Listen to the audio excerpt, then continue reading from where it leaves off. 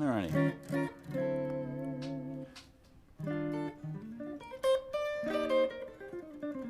think we can bring our volume up a little more.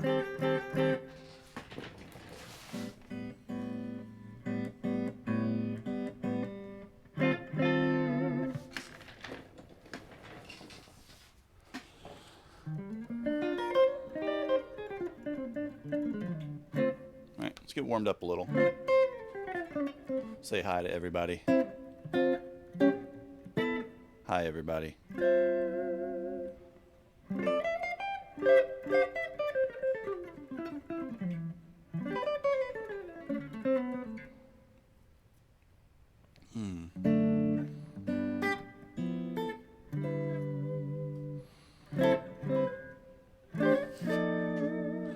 Well, howdy there, truck driver.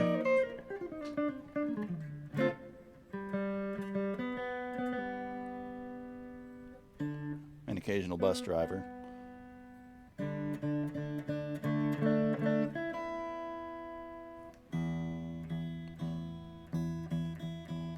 Sorry I couldn't stop in today. I was asleep when you streamed earlier. I get up at about 2:30. But I got up at like 3:54 today for some reason.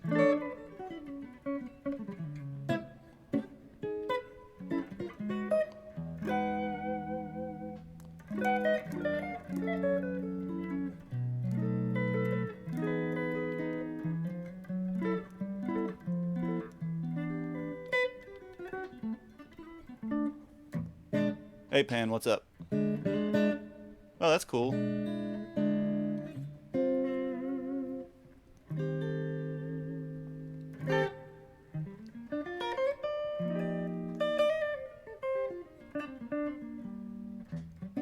Killer headache, uh-oh. Well, I hope the dulcet tones of my voice will help soothe your aching head.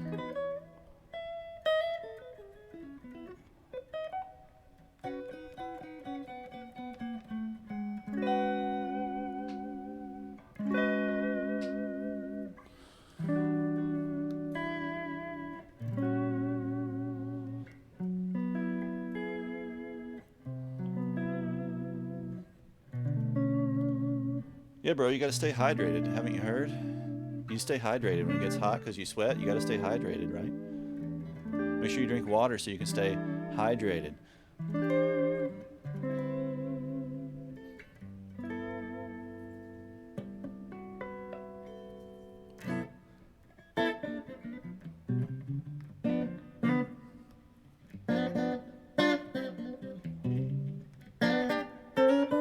Depends on which beer. Some beer is pretty much literally just water.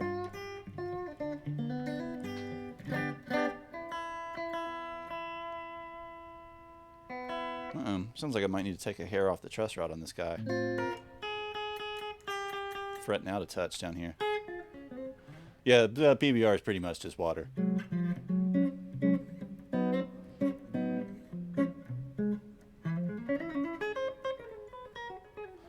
That's why it's like the least offensive of all the American macro lagers.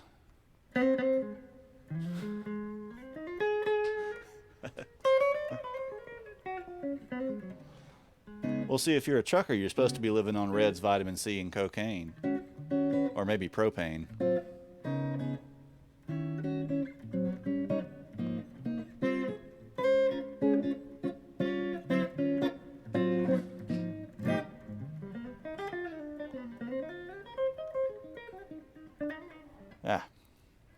It's a little stiff. I was trying to actually, like, you know, work out and do exercises and lift a little weights last night, what little I can, and now my hands are all like sore.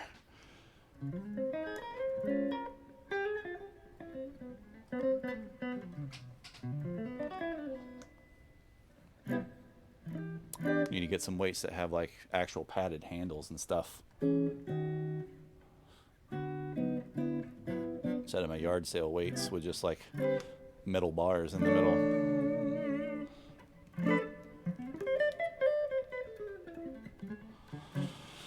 Alrighty.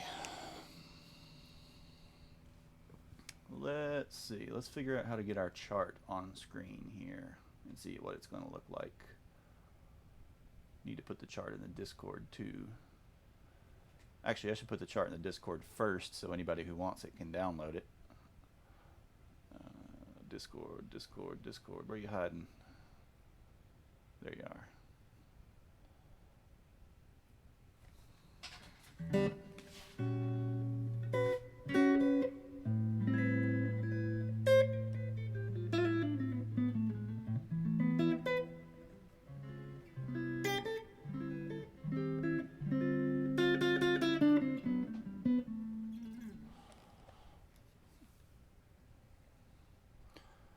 Alright, hopefully opening Discord doesn't crash the stream. Because Discord, of course, has to update itself.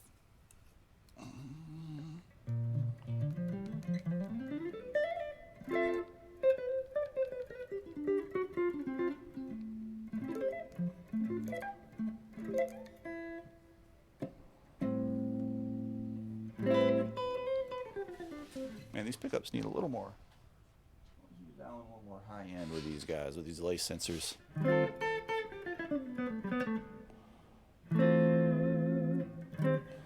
Alright, Discord's up. Close all that because I don't care. I'm going to go add the chart to the chart channel. Because where else would you find the charts?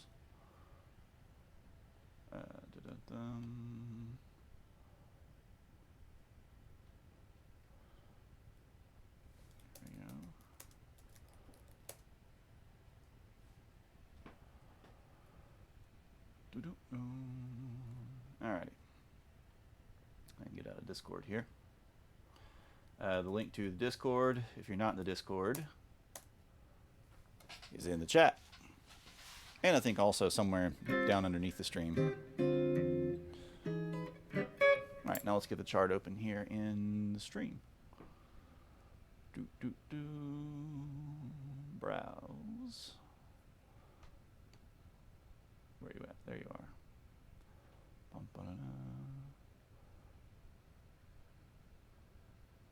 Alright, now we gotta do all the finagling so we can see it.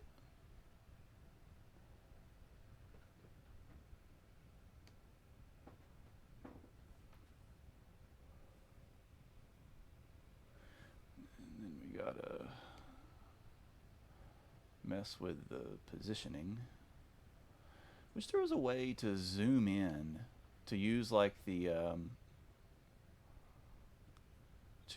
source thing to zoom in on a section of an image, because that would be super, super, super handy, rather than having to like move the whole image around on screen. Does anybody know if that's possible?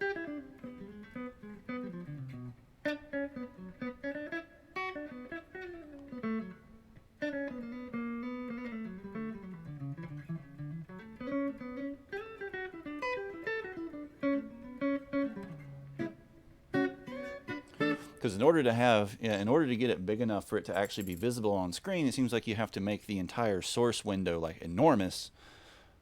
But then, you know, you can't get down on just what you want to see at any given moment. There's got to be some way to do it. Got to be some way.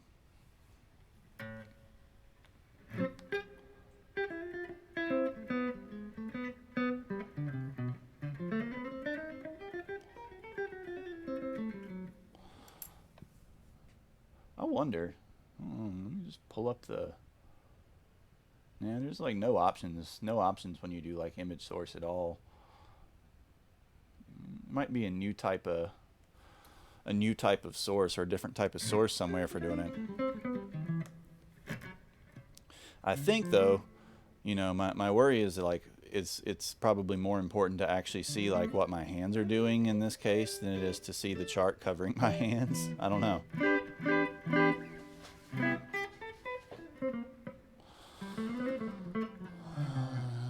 But we'll get started properly in a couple minutes here. I still need to keep warming up a little bit.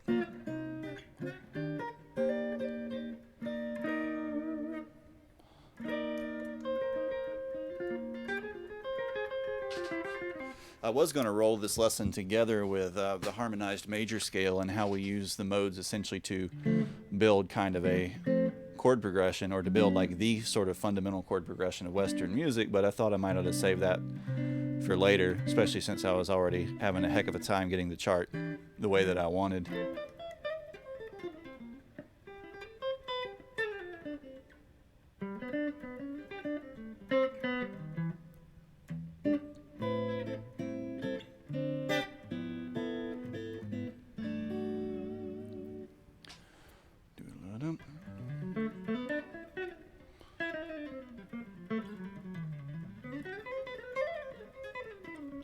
There we go. Starting to get a little loosened up.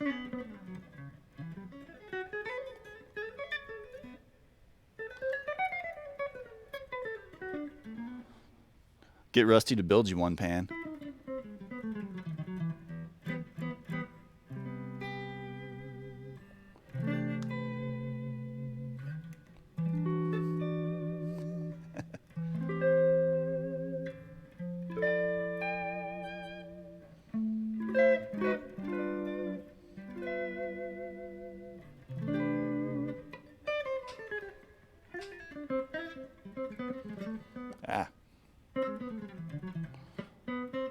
Don't need to warm up that much, given that we're just kind of doing something a little less elaborate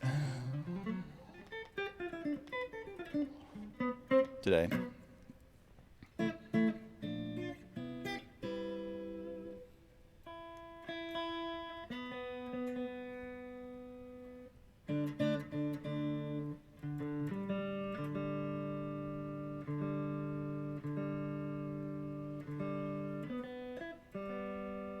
Drifting the hair out of tune.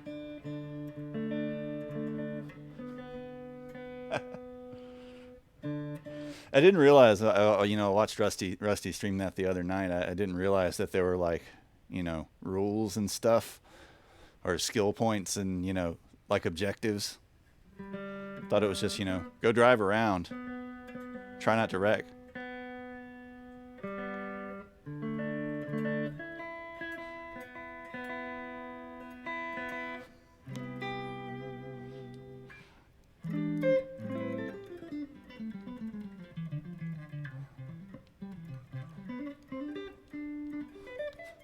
What were you playing, like campaign or story mode?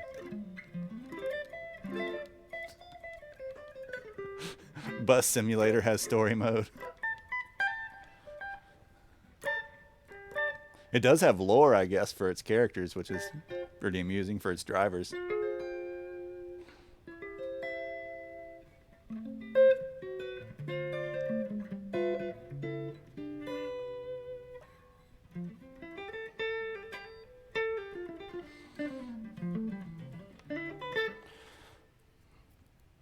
All right. So before we dive in to the modes themselves, does anybody out there have any particular questions about some of the stuff we've done before, like the intervals? Because you need to know the intervals, or at least it'll be helpful if you remember the intervals when we're going through these.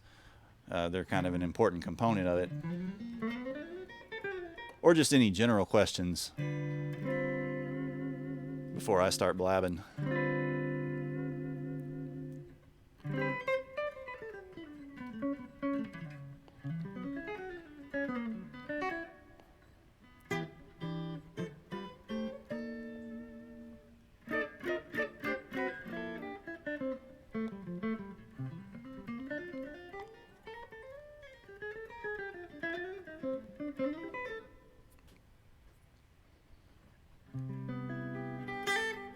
Or if you recall back to the second music theory stream, maybe, we talked about scalar construction and how to break a scale down in terms of its intervals.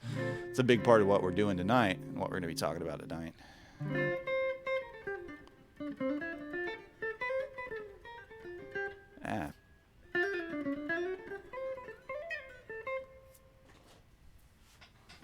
Knuckles are all crankly.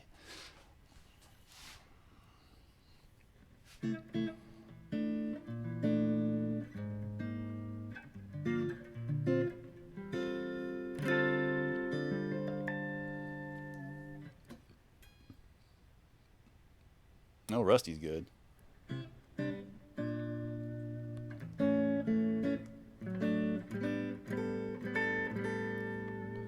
So,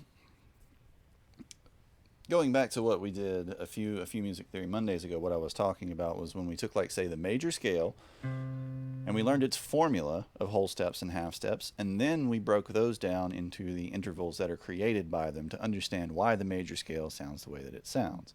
So, the major scale formula was root, whole step, half step, whole step, whole step, whole step, half step. So 2 wholes and a half followed by 3 wholes and a half.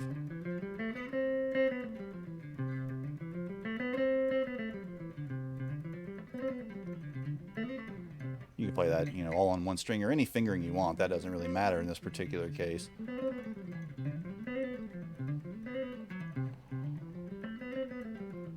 But what does matter is that formula creates an interval sequence of a perfect first, i.e. the root, 0 half steps movement.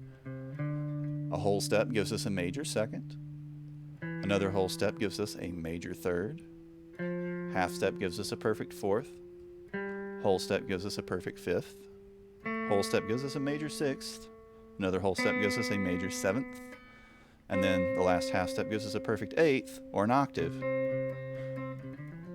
And then we could start over from there if we wanted to keep going up, or moving across the fingerboard in different ways.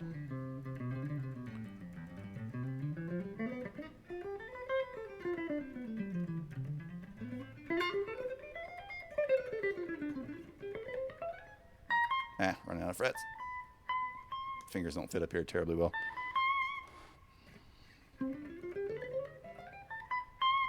There we go.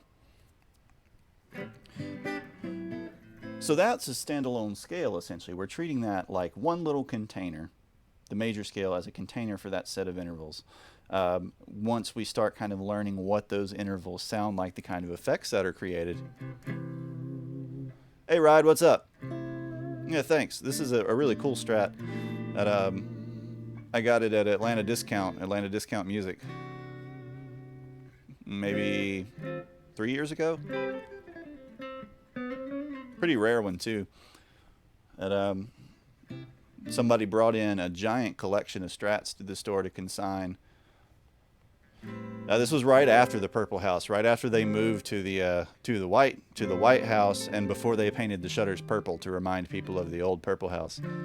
But someone had brought in a giant collection of Strats, and this one was just kind of buried in it. And these are actually really collectible and really sought after, and they had it priced more like a more common model.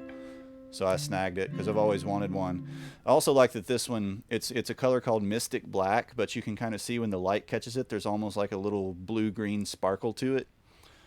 And if you have it right up under really bright lights, then you get like a real pop, like a really kind of sparkly pop, which is cool.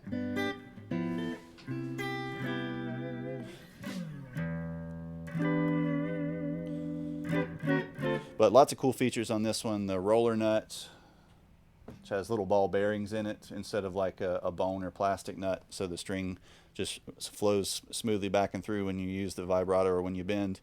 Ebony fingerboard, the lace sensor setup with the splittable lace sensor red dually in the bridge, where you can choose any coil or both, so you can go from 2 different single coil sounds or a humbucker sound. The TBX tone control that lets you like use it as a regular tone control or boost the mids. The Floyd Rose 2 trim here. It's kind of like a compact version of a Floyd. Lots of really nice features. This was the highest end of the non-custom shop stuff at the time that it was made. But, oh hey Maramero, what's up?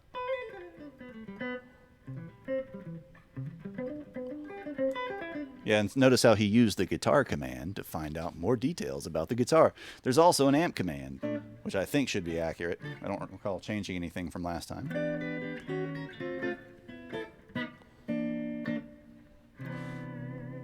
Once I figure out if I can get to where I can mic the amp without bleeding too much into the vocal mic, if I can get that set up, we can change amps a lot more. We start using some of the big amps and more unusual amps. The setup I'm using now is mostly because it's very kind of compact and controllable. String gauge is pretty much always 9s, man. Oh, I don't have the compressor in anymore. Dang. I forgot I put the compressor pedal on it last time. We're just running straight in today. Let's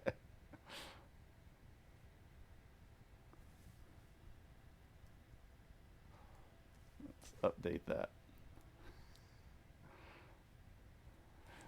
How nerdy do you guys want to get? Because I can make commands for all this crap. Picks are pretty much always the same too, though. Picks are basically always the Dunlop Ultex Jazz 3. Every now and then I'll use like a Petrucci or something else, but because Alec gave me a Petrucci a while ago, and it's pretty good. It's a little pointier than the Jazz 3, which has its pros and cons. Let's see. Add command. Where? There it is. No, that's not where it goes.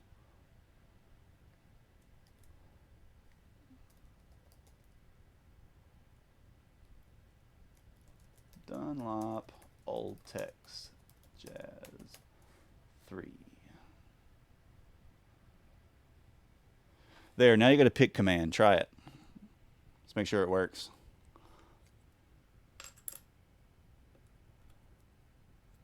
Bam. String command wouldn't be bad too, because I usually use the same strings on everything, but that could get difficult. That could get crazy.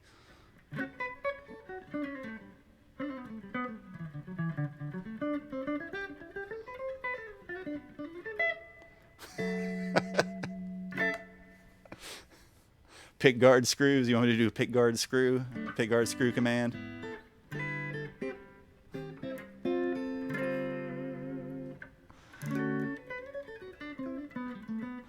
Oh, geez.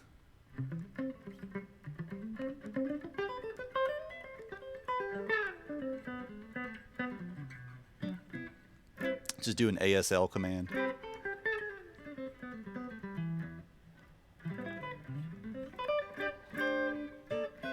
No, this one's got the normal number of screws. Poor Bert.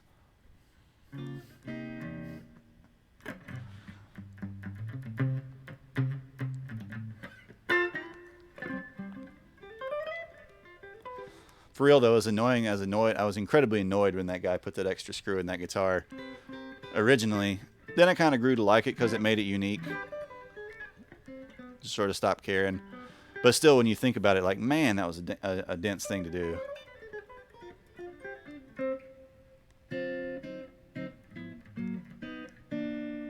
Heck yeah, man. That's awesome.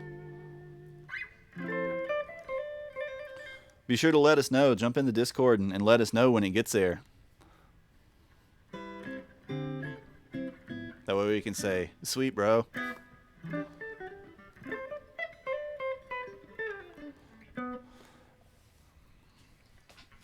Yeah, Pan recently went through the experience of getting his first dual locking bridge set up.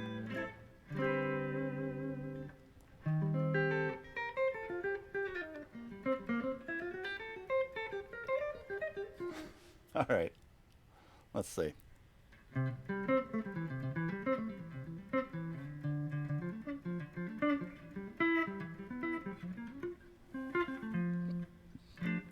I mean, do we need another channel just for that? I mean, it seems like that could be something you could put in the main channel, but I guess we could.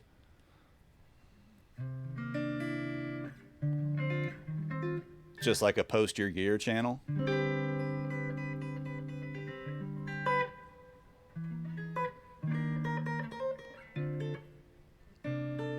Yeah, I don't have any Discord mods. I guess I should make some.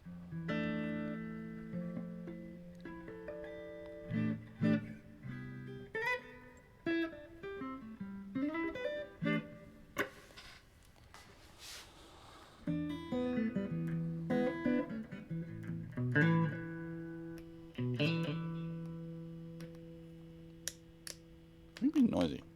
Quit that.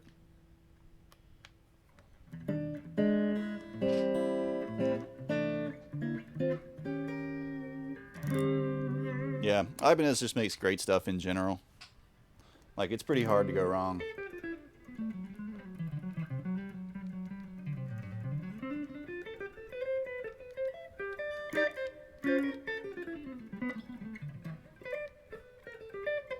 Yeah.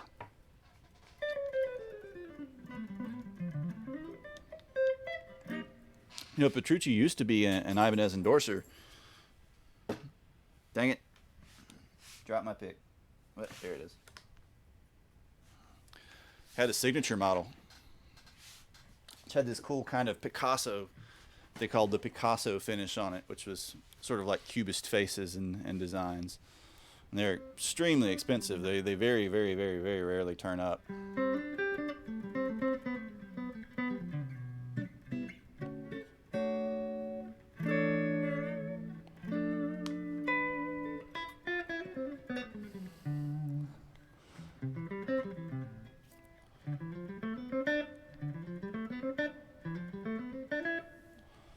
Ba, ba, ba.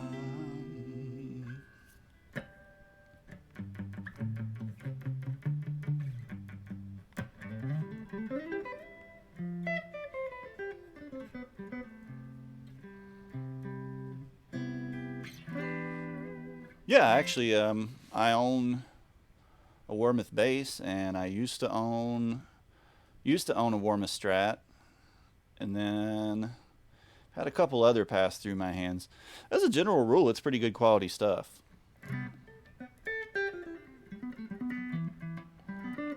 A lot of times, the thing with Wormuth is buy it used if you can, because it's got usually pretty poor resale value, because, you know, people want their own custom parts rather than somebody else's custom parts. So in many cases, you can find Wormuth parts, you know, necks and bodies, or even in some cases, whole guitars, like dirt cheap compared to the cost of the parts. And then you can do whatever you want with them.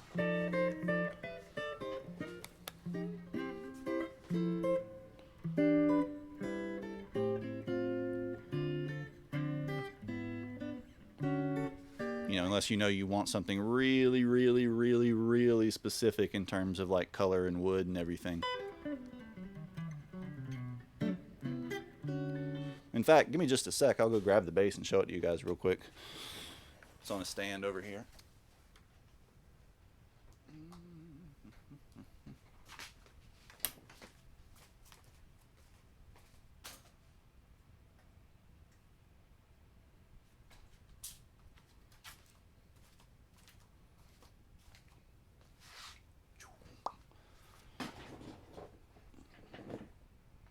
You can see the quilt maple top over ash body with Duncan bass lines, the Pal Faro fingerboard with ebony gecko inlay, flame maple neck, 5-piece flame maple neck with, I believe these look like Wingay stringers.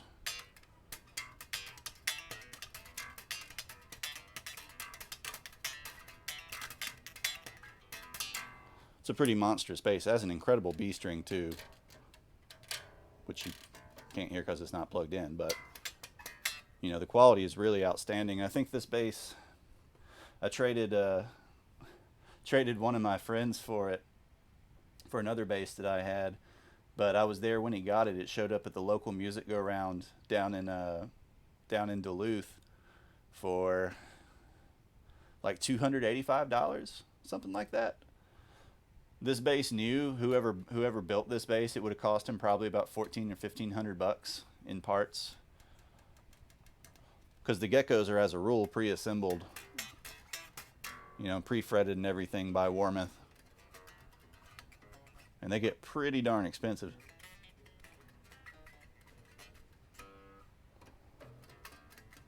But you know, it came into the store, and the store just like, yeah, it's a Wormuth. We don't really know anything about it. They're just like a parts maker, right? So they probably gave whoever traded it in like, you know, $150 for it. Man, we need to do a bass stream soon. I haven't played bass really in a while. Maybe we'll do Friday Night Funk and we'll just play bass.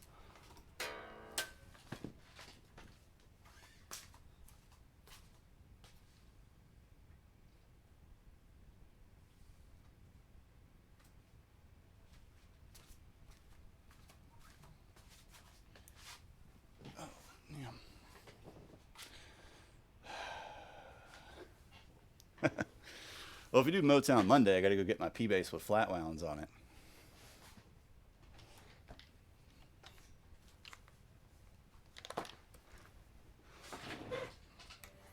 I've been trying to think of more themes so we can mix stuff up more, though.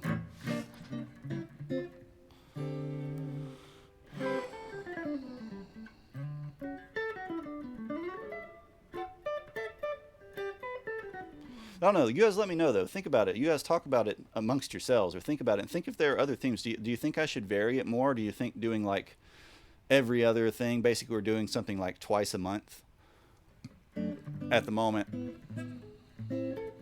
Or should there be like some days that are more common, or some days that are only like once a month or something like that? Free for All Friday seems pretty popular, relatively speaking.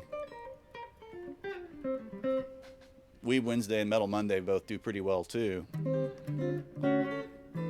This, I think, is the most people that have ever showed up for the music theory stream because it scares people.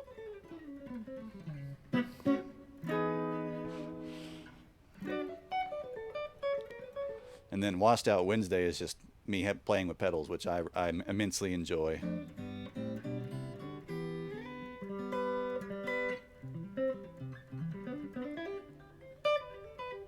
But I'm certainly open to mixing things up, you know. Like we could do a folk music Friday or something where we do acoustic stuff. Because we hardly ever play acoustic on here. Or, I mean, it doesn't have to be alliterative. That's just, you know, a fun gimmick. We can do any particular thing on any given day.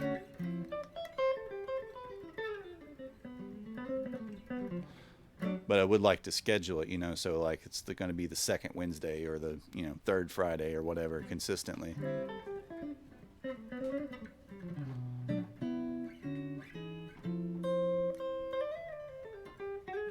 Yeah.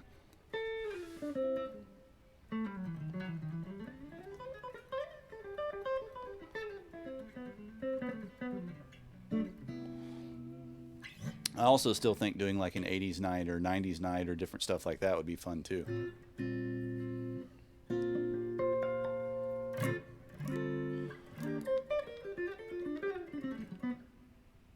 All right. So anyways, while you all give that consideration,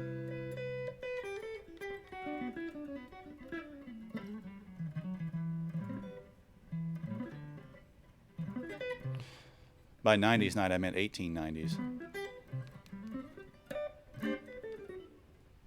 Do all early vaudeville.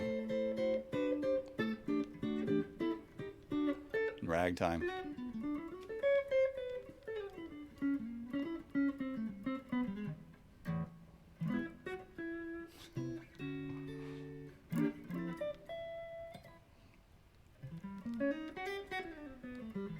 All right. 50s Friday. Yeah, I mean, like, we can do that kind of thing, you know, maybe once a month or something like that, do a decade day. Or maybe even make it a special stream, like a Saturday or a Sunday or something. You know, I was also thinking have a stream, you know, so this stream's dedicated more to the theory side of things. We could even do like a bi-weekly or even like maybe just once a month, depends. At a stream where we just focus on technique, you know, a specific technique like our picking hand, you know, different things. Just focus on arpeggios, just focus on scale patterns, just focus on, you know, whatever.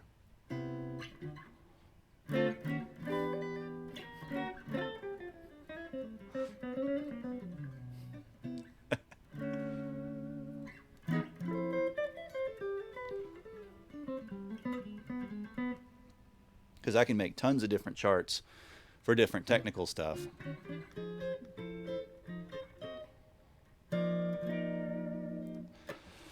Well, once we get the multicam setup going, then doing the setup video will be a real possibility.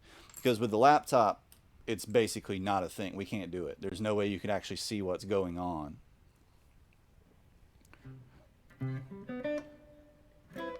But once we get the extra camera and then like the secondary camera, then, you know, I can have like an overhead cam, and then I can have like a string level or guitar level cam where you can actually see what's happening.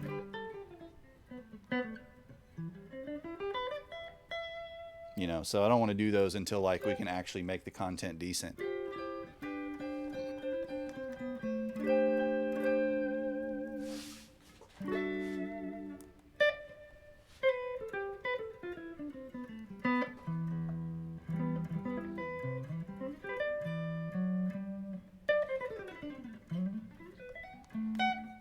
All right. So we were talking, we had the major scale, the root, whole, whole, half, whole, whole, whole, half in terms of its whole step, half step formula. Then perfect first, major second, major third, perfect fourth, perfect fifth, major sixth, major seventh, octave, or perfect eighth for the interval formula.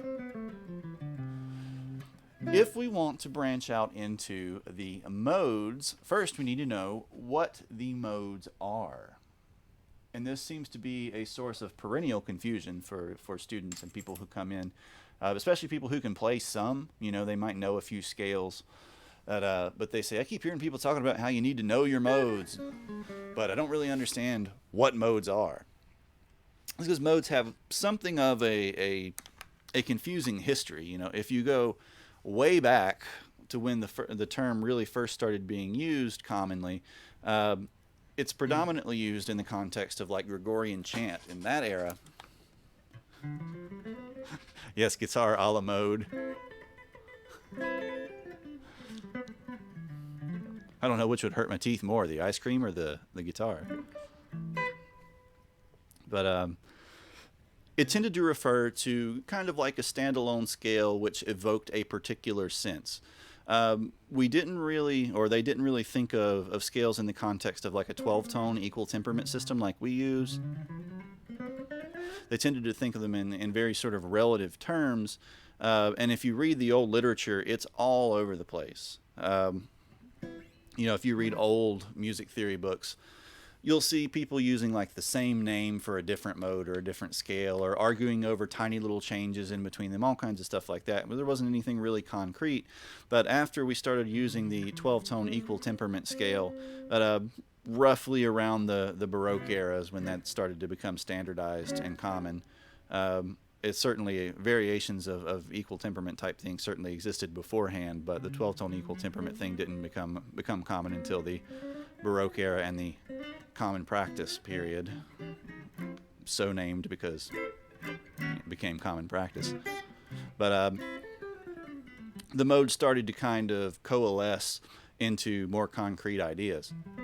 The way that it's most practical to look at modes today, though, is to look at them like a parent scale giving birth or deriving or producing a subset of scales out of that parent scale's tones. So the parent scale that we're using is the major scale. It's the most common and the most important scale in Western music. And we have, again, that formula, root, whole, whole, half, whole, whole, whole, half.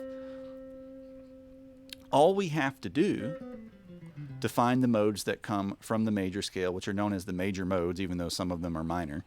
There are actually other modes that come from non-major scales, is simply move our starting point in that formula.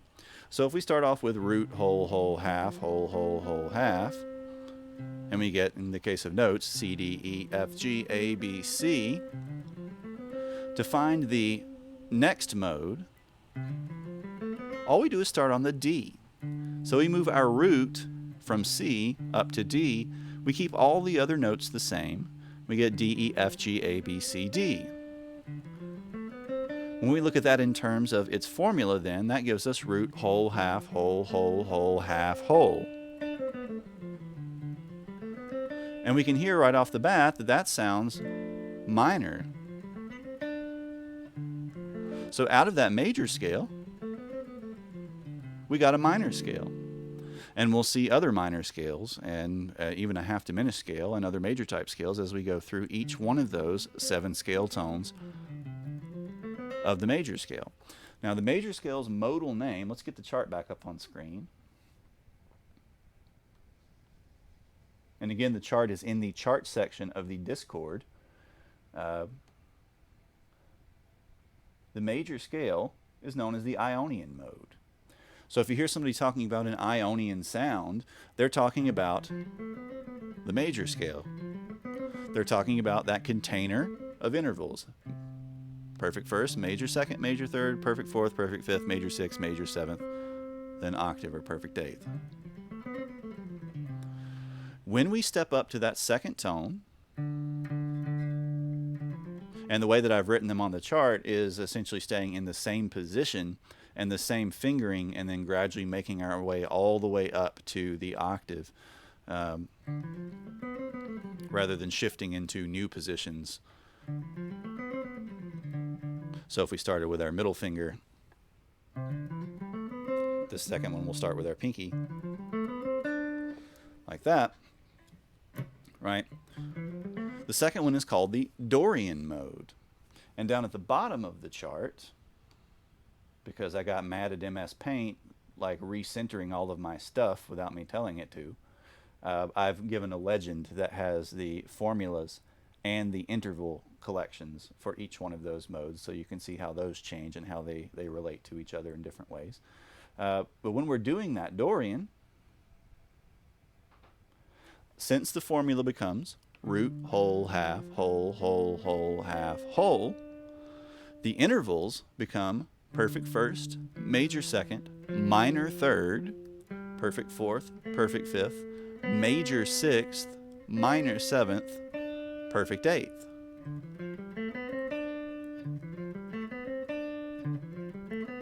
So we can hear some big changes compared to the major scale. The major scale had all major and perfect intervals, but the Dorian, which comes right out of the major scale, has a lowered third. It has a minor third, which gives us a minor sound right off the bat.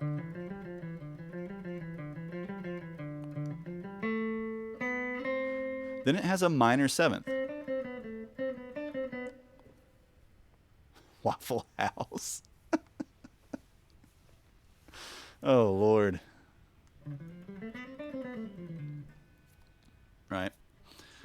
So we have a minor third. We still have a major second. We have a minor third. Perfect fourth. Perfect fifth. Major sixth. Minor seventh. Then our octave. So that means we get this whole tone jump up from here. Yeah, that wee bab, Alec.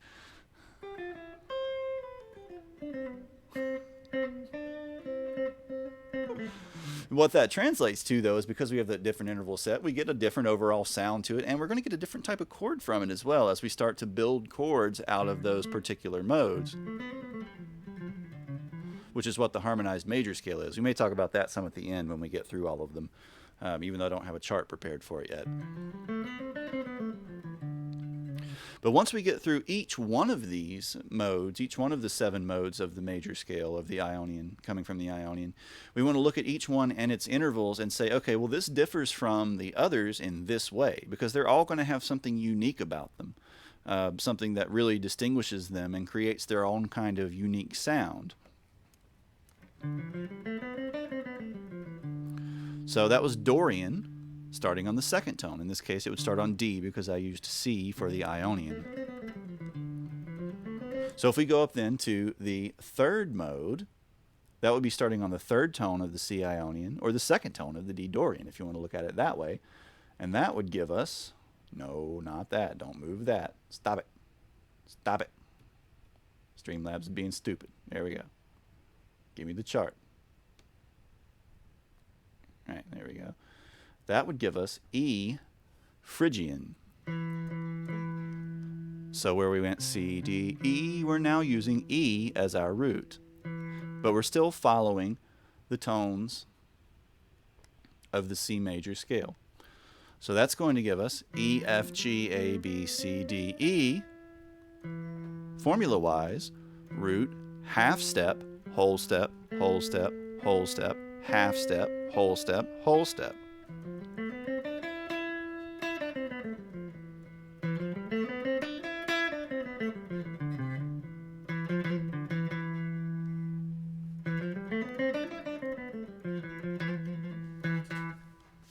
So let's turn this up a hair.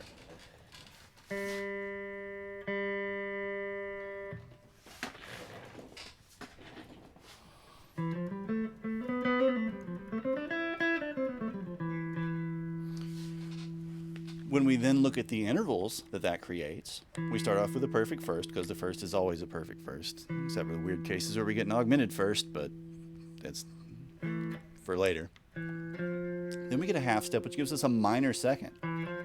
So when we talked about our intervals, we talked about the degrees of dissonance, consonance, and dissonance that they have. The minor second is just about as dissonant as it gets. So right off the bat, this mode, Phrygian, starts off with a really tense and dark and dissonant sound. Then up to a minor third.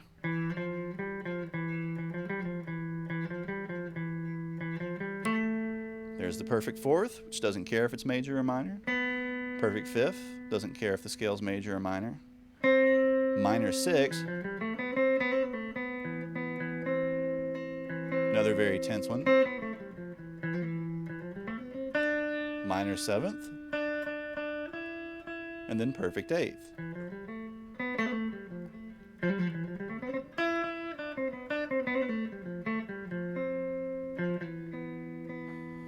Because it contains so many minor intervals, we tend to think of it as being very tense and dark sounding, closely associated with flamenco music.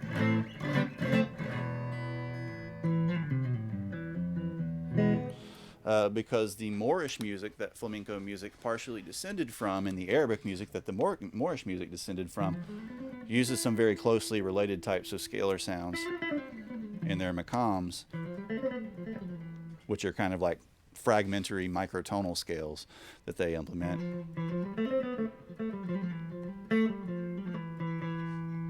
So that one has a really distinctive sound, the Phrygian mode.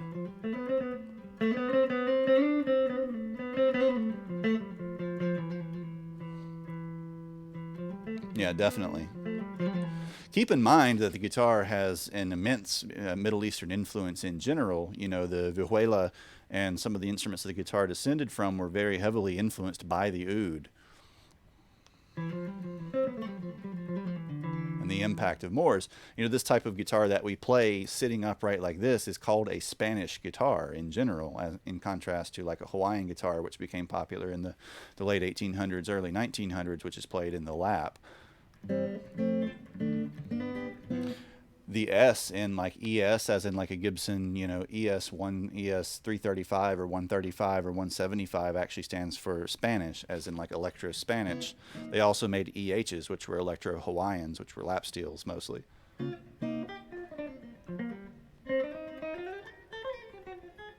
Normally when you say Spanish guitar, people think of a classical guitar, but this style of guitar, just like as a meta style that's played upright, is actually a Spanish guitar, which itself has an enormous Moorish influence. So that's the Phrygian mode. That's the third mode of the major scale.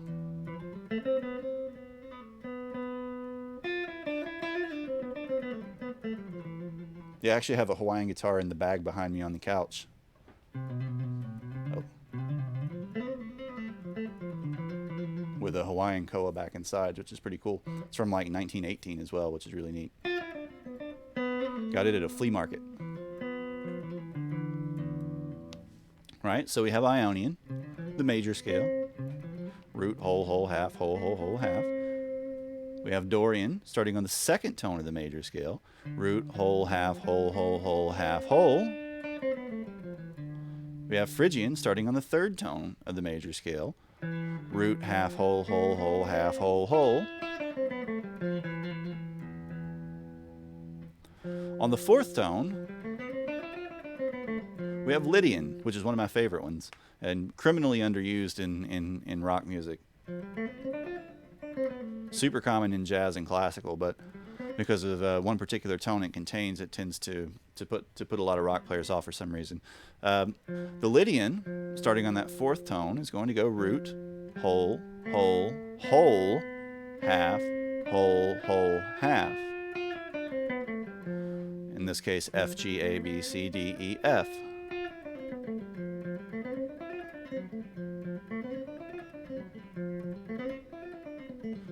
And you'll notice that from a technical perspective, I'm playing something called a squeeze shift when I move to the B string. I squeeze my index finger up a fret so I can use ring finger and pinky appropriately on the E and F notes. That would be a tip from Technique Tuesdays. If that ever becomes a thing.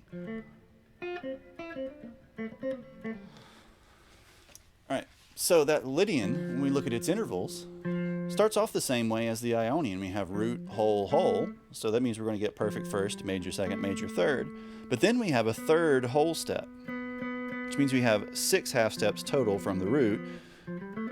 In this case, it's serving as the 4th interval of the scale, so we have to call it an augmented 4th. So we have root, major second, major third, augmented 4th. And that's a pretty strong dissonance.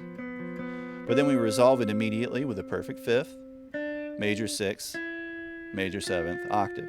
So that's almost identical to the major scale, except for the 4th being lifted or raised up a half step to the augmented 4th. And that gives us a really unique kind of sound, because we start off, we can make major arpeggios with it, but the minute we go and grab that 4th, we get this interesting kind of dissonance. It almost has a playful feel in the context of everything else being major.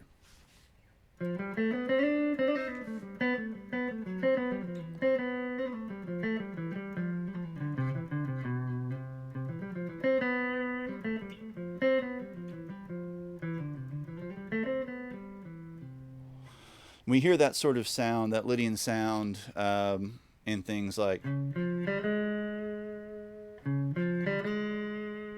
the Jetsons, which was meant to make it sound sort of futuristic. If we just did that with, say, like the major scale, you get, which doesn't sound anywhere near as kind of spacey or dreamy as.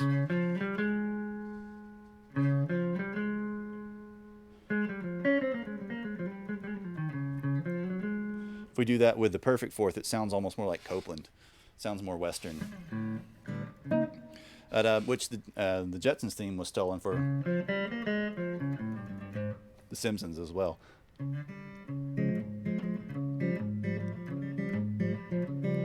When it gives us this almost whole tony kind of augmented sort of sound too. When we build that into chords, we get these nice sharp 11 chords as well, which are very dreamy and colorful.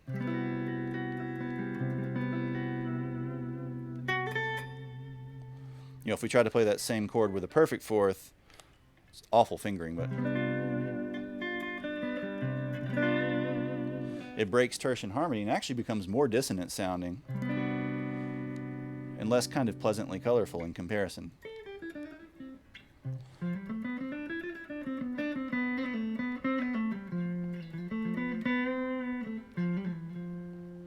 So that's the Lydian mode. The 4th mode, root, whole, whole, whole, half, whole, whole, half. Right, moving up to the 5th mode, starting on the 5th tone of the major scale. In this case, G, G, A, B, C, D, E, F, G.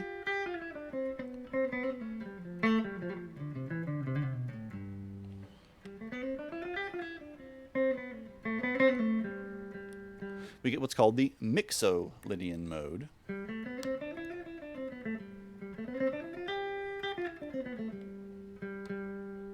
We can hear it's kind of major sounding as well. If we look at its formula, it's going to start off the same way. Root, whole, whole. So there's that major second, major third again. Half, perfect 4th. Whole, perfect 5th. Whole, major 6th. So far it's identical to the major scale. But when we get to that 7th tone, instead of being a whole, it's a half. So root, whole, whole, half, whole.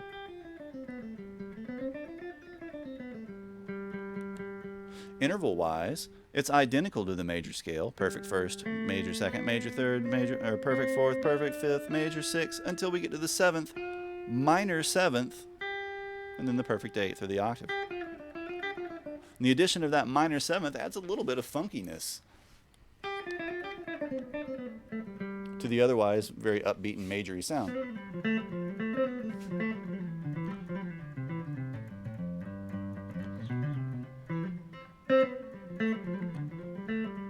We hear it in Celtic music, we hear it, you know, all over the place, really. If you've ever heard like a chord progression that goes like,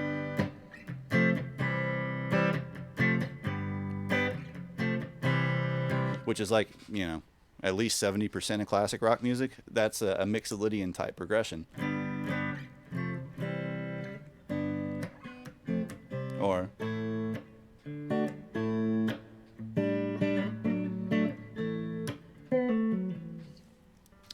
because it gives us sort of the consonants of the major, but it then gives us that extra little bit of kick or color coming in from that minor seventh that we don't get from the major scale. Grateful Dead like that scale a lot too. Jam bands are way into it. They'll just kind of noodle on the Mixolydian mode forever and ever and ever and ever, because it also overlaps very nicely with the pentatonics and blues scales. So it's really easy to kind of milk and get some fun colors.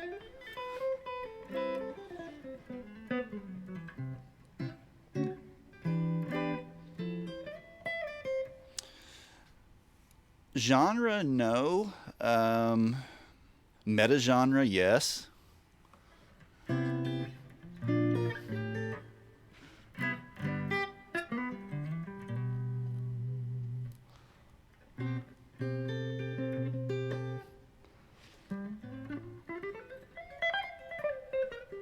If you're gonna play it like the Grateful Dead too, you got to play like straight eighth notes. You know, you got to just.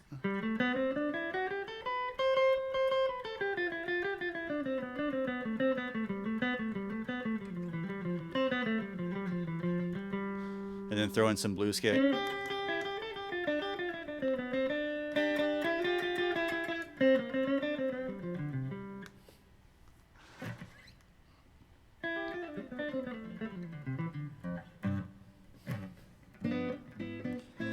No, come on. You can't listen to American Beauty or Working Man's Dead and tell me those aren't good albums. Now, I have very little interest in listening to them live because, yeah, it's pretty rough. It kind of gets monotonous, and in some cases just like a little too loose. But some of their albums are actually really strong as standalone albums with, you know, complete and focused songs on them instead of, you know, just endless rambles.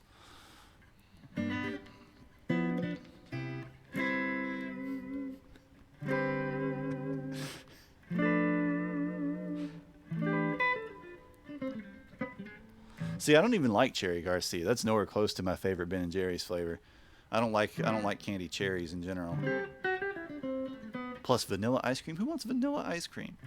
It's supposed to be cherry flavored, but it's just vanilla ice cream. It has cherries in it. It doesn't taste like cherries at all.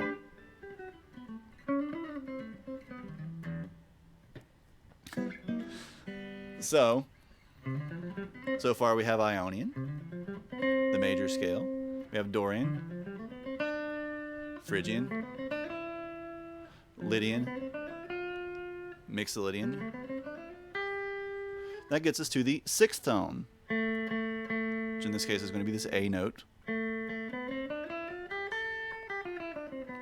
A, B, C, D, E, F, G, A. Root, whole step, half step, whole step, whole step, half step, whole step, whole step.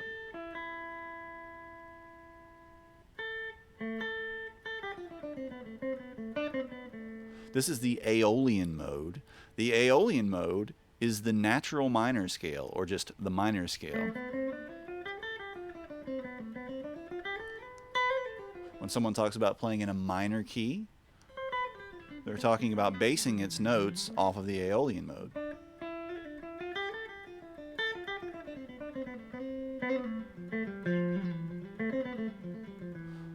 Though when we build a chord progression from it, we do have to steal a note from the harmonic minor, but we'll come to that at some point in the future. We look at our intervals.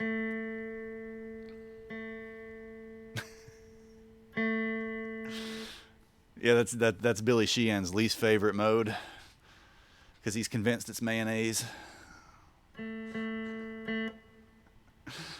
right, so we're starting with that perfect first, and then we have a major second, and we have minor third, perfect fourth, perfect fifth, minor sixth, minor seventh, perfect eighth.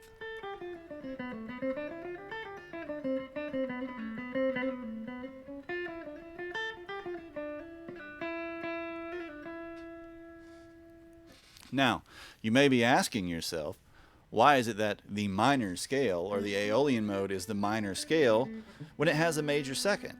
Because if we went back to the Phrygian mode, that one had minor everything. That had a minor second, and a minor third, and a minor seventh. And the issue has to do with the way those chord progressions are constructed and the way that harmony was kind of perceived. The minor second produced a sequence of chords that didn't create strong enough resolutions. It didn't give us a very distinctly clear 2-5 type harmony or authentic cadence kind of feel in comparison, because it made our 5 chord essentially the 7 chord, which is not what we want.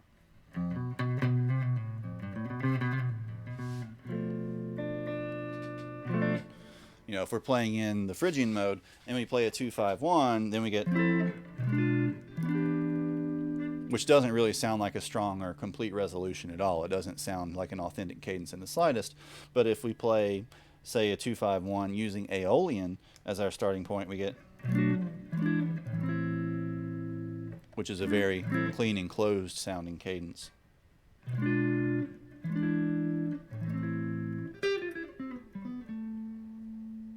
Compared to what would be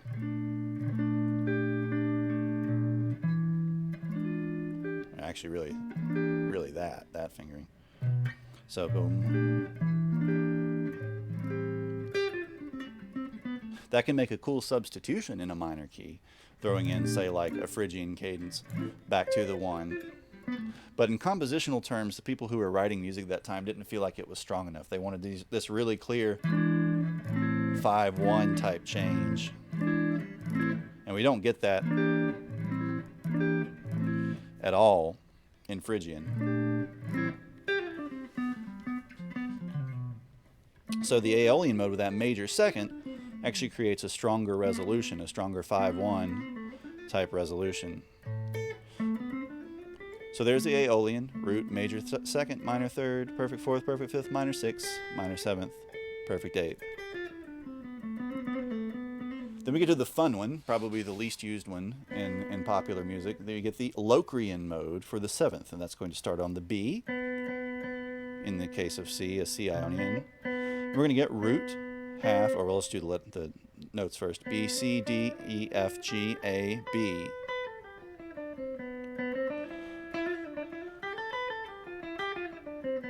And we can hear that one's very, very tense and very dark and dissonant.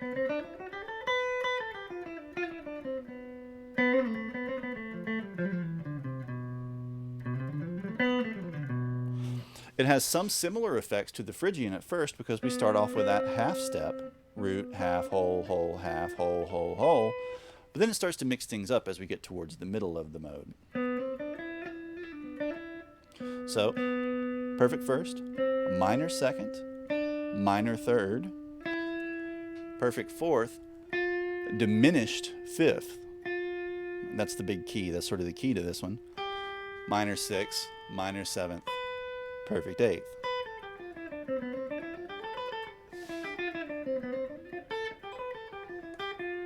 And the effect of that diminished fifth is very similar in some ways to the effect of the augmented fourth and the Lydian because they're inharmonically equivalent. An augmented fourth and a diminished fifth are the same interval relationship, but in this case they have different relationships to the root.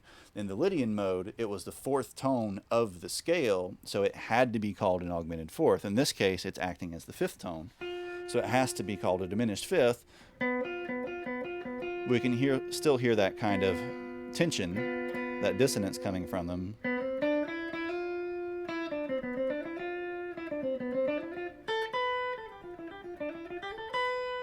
And then from that, we get an interesting effect as well because we have an extended sequence of wholes, root or whole, note, in this case the diminished fifth, whole, whole, whole.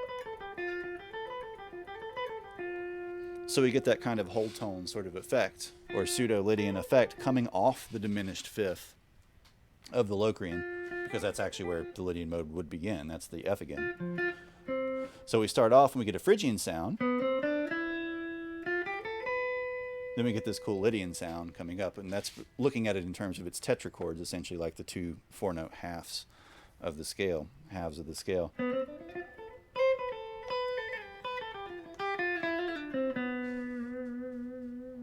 And because this has all these minor intervals, minor third, minor sixth, minor seventh, this is going to produce a minor type chord, but then with a diminished fifth.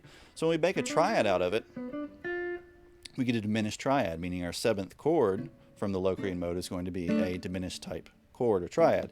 When we add the seventh, that becomes something a little bit different, but we'll talk about that later. So we have Ionian, the major scale, root, major second, major third, perfect fourth, perfect fifth, major sixth, major seventh, perfect eighth. Dorian, the second major mode, root, major second, minor third, perfect fourth, perfect fifth, major sixth, minor seventh, octave. Phrygian, root, minor second, minor third, perfect fourth, perfect fifth, minor sixth, minor seventh, octave, or perfect eighth. Lydian, the fourth mode, root, major second, major third, augmented fourth, perfect fifth, major sixth, major seventh, octave.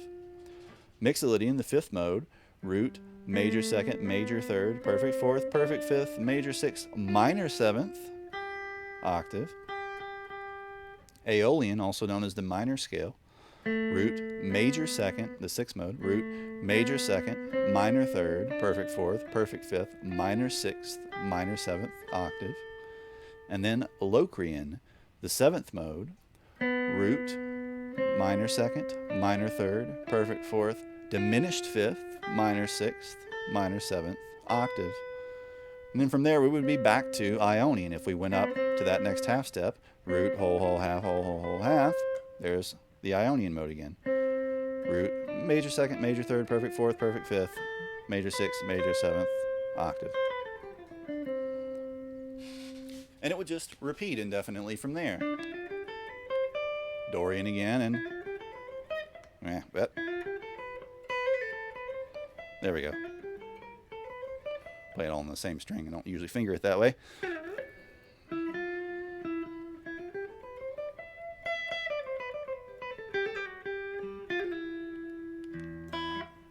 Those are the major modes. So when someone talks about the modes, they're usually referring to that particular set of 7 modes coming out of the major scale, as are all listed on the chart. From there, once you have essentially those formulae, I'm going to bring the chart back up, those formulae memorized, and you've gotten to where you can play them and kind of see how they come out of each other. Let's blow this section down here up a little bit, if we can.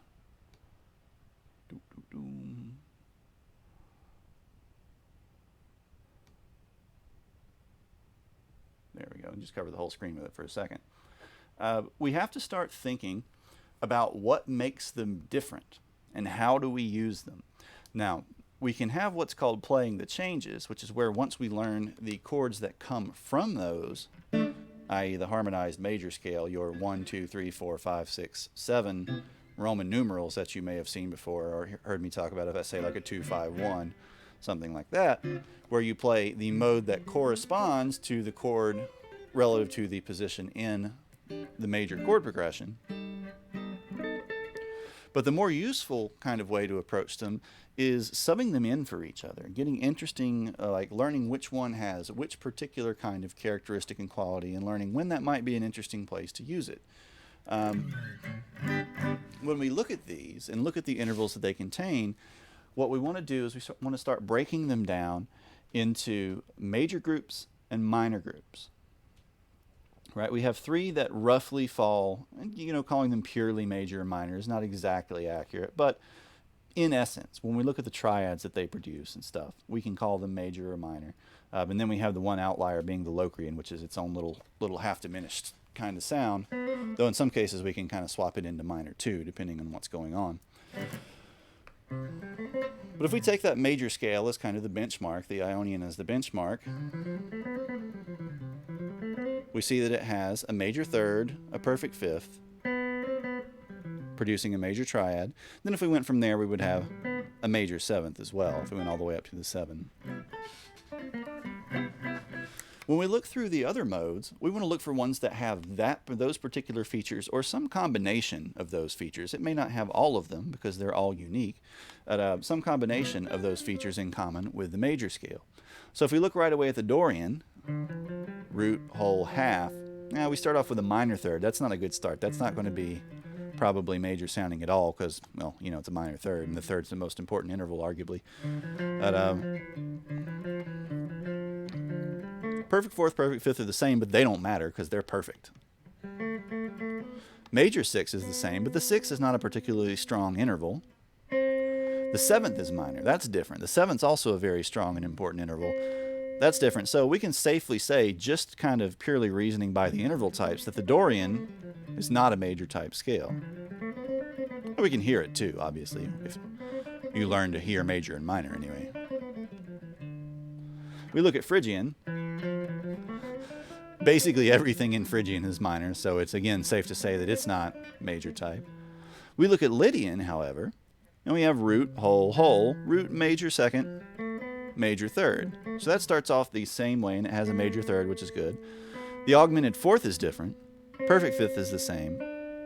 Major sixth and major seventh are the same. So the only thing that's different from Ionian to Lydian is the fact that the fourth is augmented. So it's safe to lump then, or safe to move that Lydian into a major type mode grouping. Then we look at Mixolydian. Start off with that major third again. Major second, major third, perfect fourth, perfect fifth. Those are all the same. Major sixth is the same. Minor seventh is different. And that's important once we start building seventh chords out of it. But when we look at the triad and the overall tonality of the scale, we hear an essentially like a basically major sound coming out of that. Aeolian is the minor scale, so again, pretty safe to assume that it's not going to be major type. And then Locrian is super dissonant, super minorian, partially diminished. So it's again safe to say it's not major. So our major types are the Ionian, the Lydian, and the Mixolydian. Our minor types are the Dorian, the Phrygian, and the Aeolian. Then Locrian, again, is kind of in its own little world, has its own special uses. So if we run into, you know, just like a chord vamp where someone's playing, you know, just a C chord. And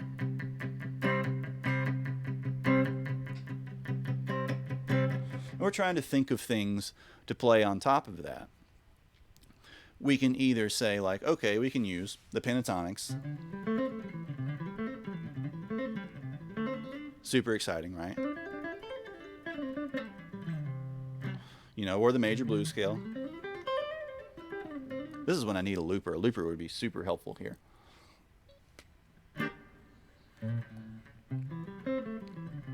Or we can say, well, okay, this is just a major triad. It's got, you know, if we're playing just a C major chord like this, we've got a root, we've got a major third, we've got a perfect fifth.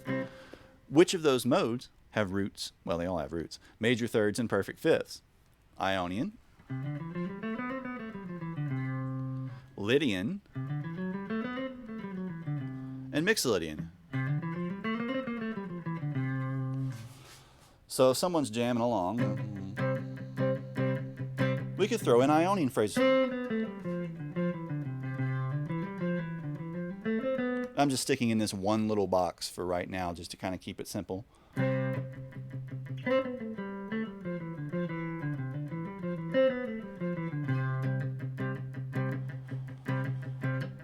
I could try Lydian.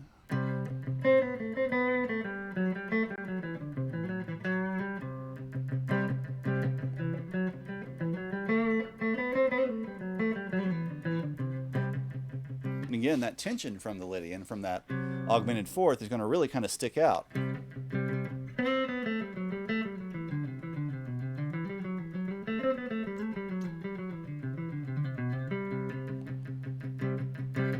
So we usually only want to use it if we want to draw attention to that line, if we really want to create a little bit of tension to resolve coming off of that augmented fourth. And it's usually going to resolve upwards to a perfect fifth or downwards to the major third. If you linger on it, it's going to really, really, really stick out and clash, especially since it's only a half step below the perfect fifth.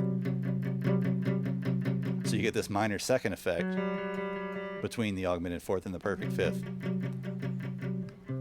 Again, if you want to make something really tense sounding, it's a good way to do it.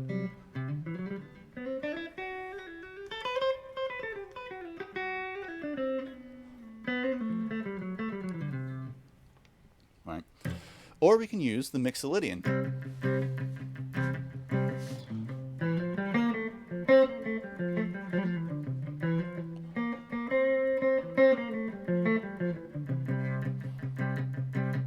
And in a rock context, that Mixolydian is going to be super common,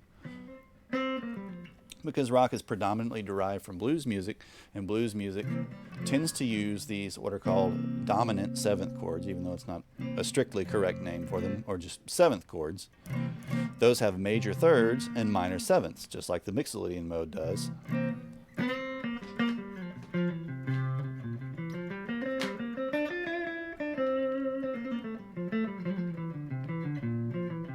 So it's a sound we're very used to hearing. It's a little tougher sounding than the major scale is. The major scale almost sounds a little flowery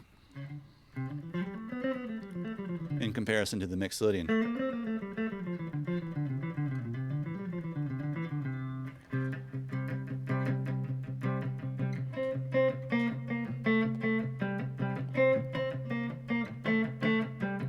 If we do that same phrase with the major scale.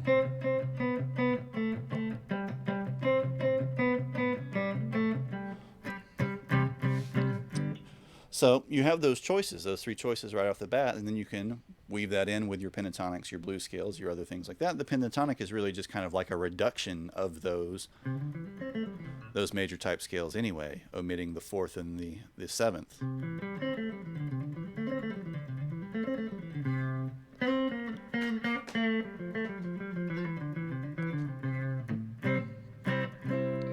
So those are our three major types: Ionian, Lydian, and Mixolydian. I'm sure I played those slowly enough that you can hear every tone clearly. Now, our three minor types then become interchangeable to a degree as well.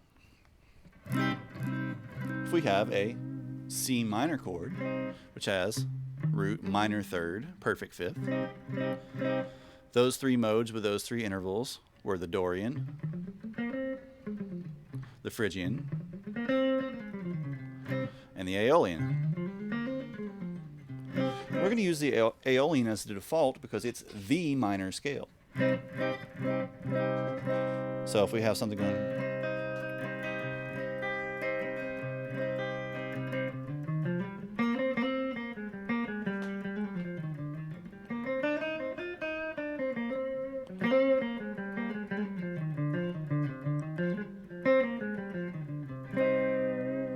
It's a very sad, fairly sad kind of, fairly dark kind of sound.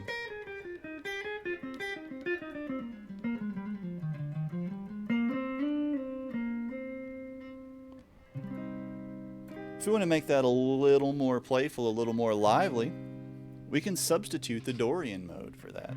The Dorian mode is identical, except instead of a minor sixth, it had a major sixth. So now we have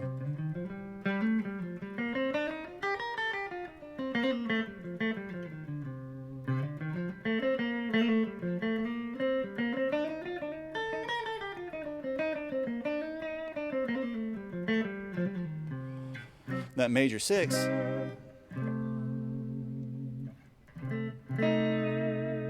gives us that little bit of flair, a little bit of spice to that minor sound.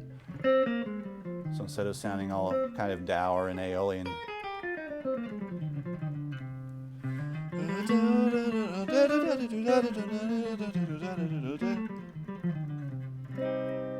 it's somewhat brighter sounding. If you read, in particular, old music theory textbooks specifically, they tend to categorize the modes in terms of brightness as well, relative brightness. So the Ionian would be very bright. The Lydian would be even brighter because it has that extra wide fourth in it, so on and so forth.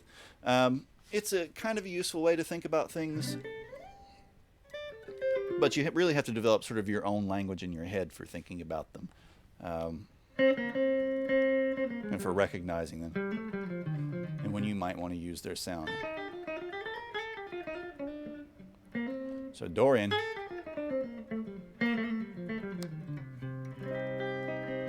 Aeolian,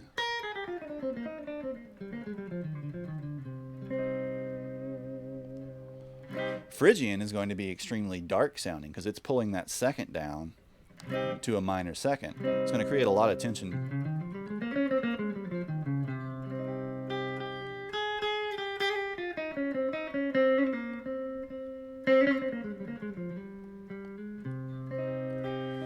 So Phrygian in particular, you have to be fairly careful when you use it if you're just kind of improvising, because a lot of cases if the chords, if we don't have a chord a half step above the root, that Phrygian tone is going to stick out when the chord changes. Like say if the chord changes up to a 2 chord, say from a C minor to a D minor 7 flat 5 or just a regular D minor, in that case the minor second would be a D flat, and it's going to really kind of yell at you. But if you have a progression that's just doing, you know, that's basically all along the Watchtower, Burning for You, a million other rock songs, you can get away with Phrygian, especially in faster lines where we're not hearing that tone or not lingering on that tone anywhere near as much.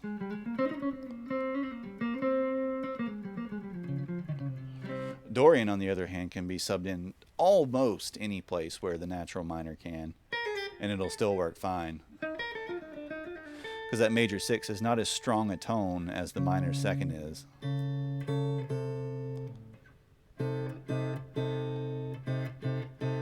Versus minor second is way more intense.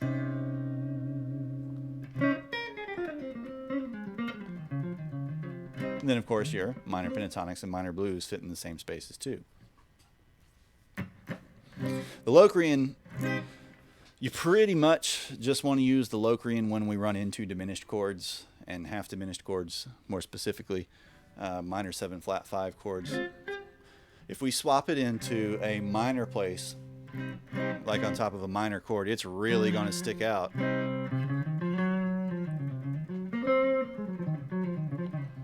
Now, if you're playing fusion or you're playing something more jazzy, then go for it, knock yourself out. Or if you just want that tension, of course, knock yourself out, go for it. But it's going to be dissonant in comparison. It does make a good transition into like the minor blues scale, because the minor blues scale has both that perfect fourth and diminished fifth in it. You know, so if you're kind of jamming in the blues scale,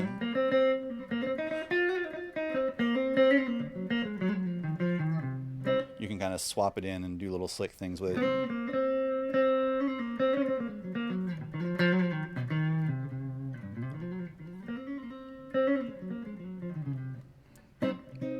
In context. But other than that, it's a little more narrow in terms of how we can use it. But kind of thinking about them in that way, thinking about them in those groups. The major ones, we have the major scale, Ionian. We have Lydian, which is the same as the major scale but with a sharp 4. We have Mixolydian, which is the same as the major scale but with a flat 7, a minor 7th. Then the minor group, the Aeolian, Dorian, which is Aeolian with a sharp 6. Phrygian, which is Aeolian with a flat 2. And then Locrian, which is Phrygian with a flat 5 on its own out there. It can help you kind of get your head around like, okay, this is how this one is different from another. This is the way we can use it. This is the place or places I can use it. You know, if I'm playing along with a song or a backing track or just trying to write a melody even, you know, I can throw in little variations here and there just by tweaking one mode into another mode.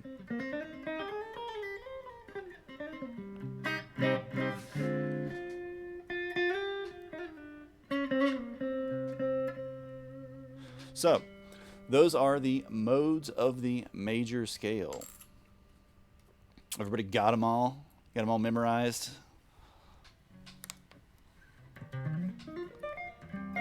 Don't forget the chart is in the Discord. If you would like the chart that we use, that I wrote out for all of this. It shows them in the key of C and then shows their formulas. It's the chart that I had pulled up a moment ago, which has both tab notation and then a list at the bottom. It is in the charts channel, appropriately.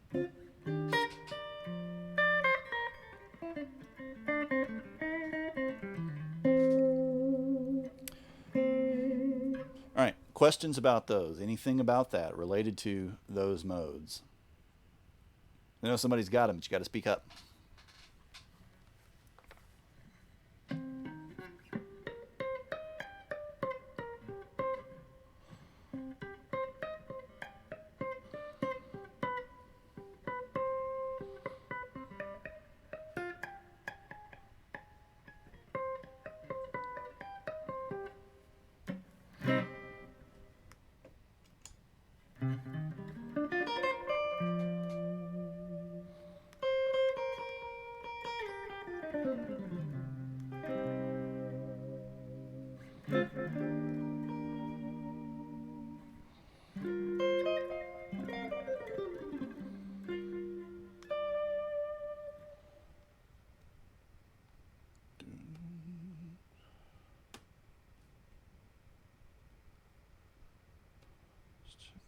Stuff over here. All right, so let's drink some water here.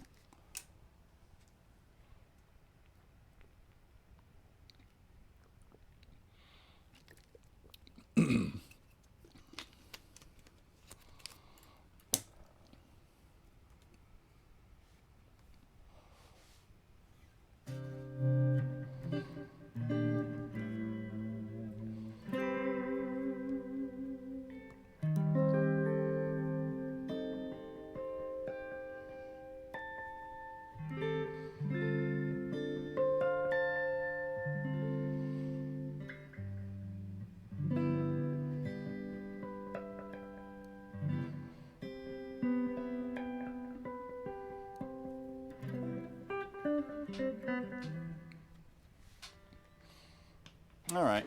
If we don't have any specific questions about that, let's, I guess, open up the stream. A little more discussion oriented.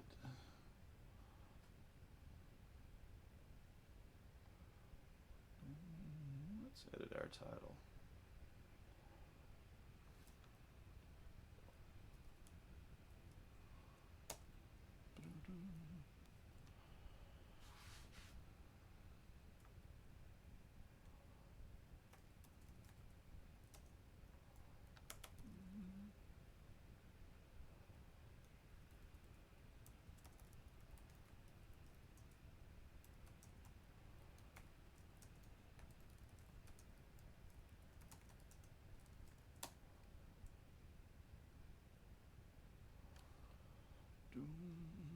Bum, bum. Alrighty.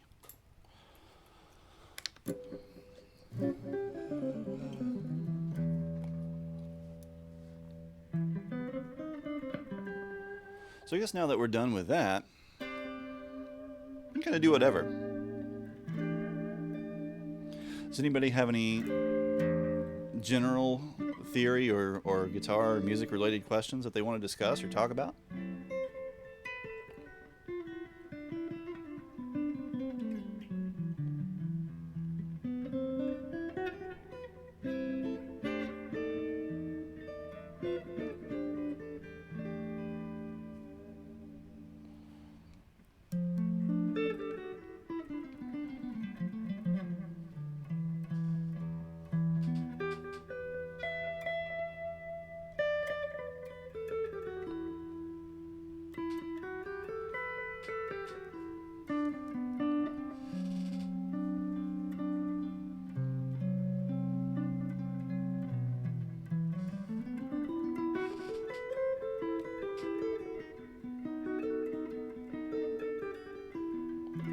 Yeah, absolutely. You know, make a list even, you know, write them down so you can ask. You know, if you go back to the old charts, you download the interval chart, stuff like that. then that kind of lays a lot of the groundwork, though, for all the other things. And if you can really understand that stuff, it tends to make a lot of the future questions kind of easier to resolve or easier to visualize. You know, that's something that I can't harp on enough, is really, really, really, really, really try to learn your intervals. Because the scales are made from them, the chords are made from them, everything's made from them, basically.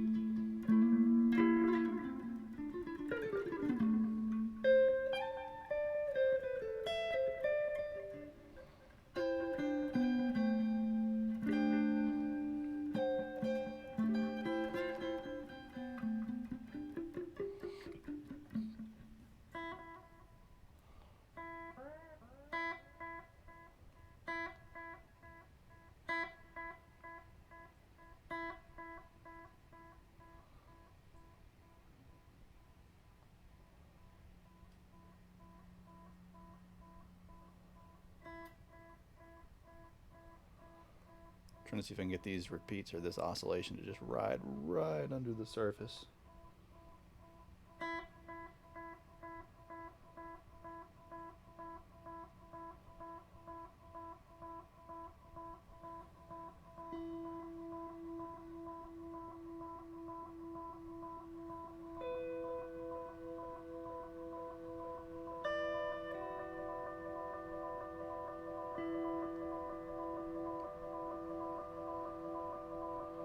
So, like, say, something I do a lot on when we do Washed Out Wednesday, which is this Wednesday, actually, when I'm doing these sort of ambient compositions and things, is I tend to be thinking in a mode rather than thinking in a chord progression, per se. I tend to be thinking, like, I want to create or evoke the sound or feel of a given mode. And then I'll create a platform for it.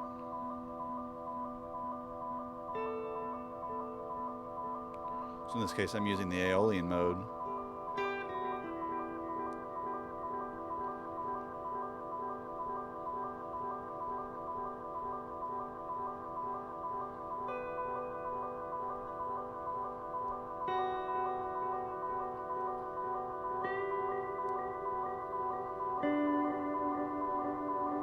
Then I might say, let's have a little Dorian.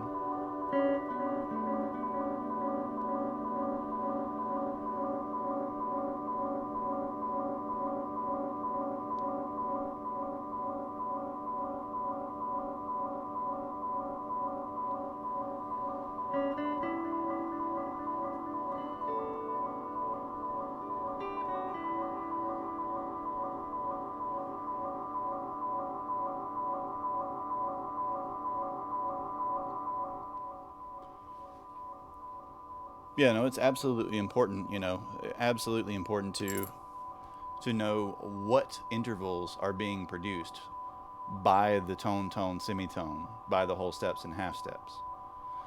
Because every scale formula, every tone, tone, semitone, tone, tone, tone, semitone, or whole, whole, half, whole, whole, whole, half, right, is producing a set of a sequence of intervals relative to that root. That is why that scale sounds the way that it sounds. That is why a given chord is going to be produced from that scale. So you've got to you really learn that and really learn to hear that.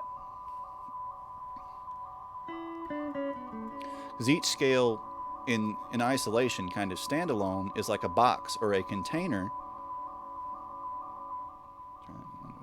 A box or a container for a set of intervals.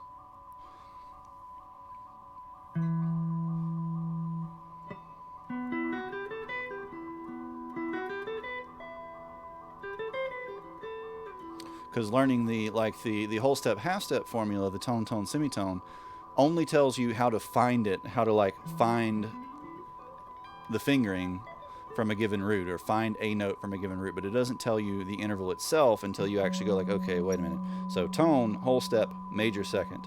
Another tone, another whole step, okay, major third, semitone, all right, perfect fourth.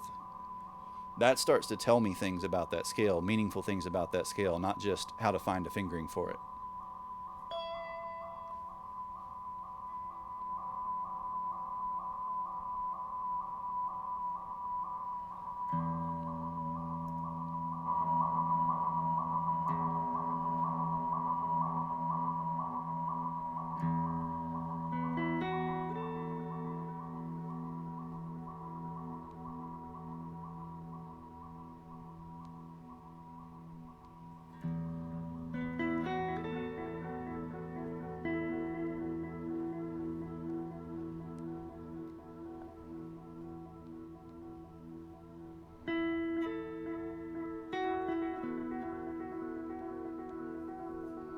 Right.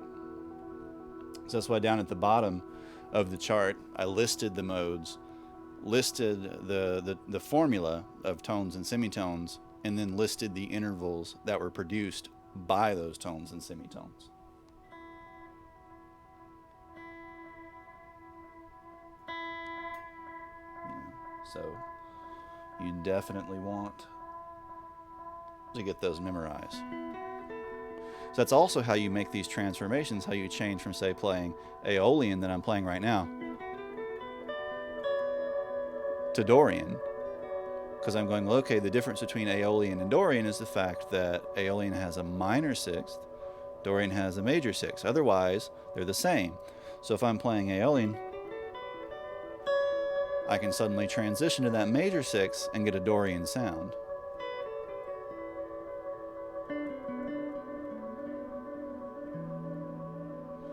Yeah, take your time. You know, it takes a long time, really, in most people's cases, to be able to identify things by ear, by the way that they sound, by hearing, like, okay, well, that was an augmented fifth, or that was a diminished fifth, or that was a major seventh versus a minor seventh, etc. But gradually you start building up kind of an internal language. You know, a way to recognize in your own head that you're hearing a certain interval or set of intervals, which then tells you that, okay, that's a particular mode or scale.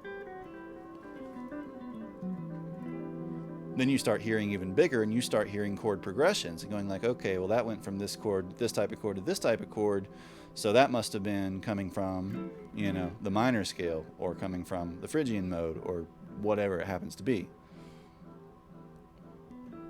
But that's what I'm doing. Like, one of the things people talk about on the channel here, especially when we do request nights, is like, how are you figuring these things out by ear so quickly?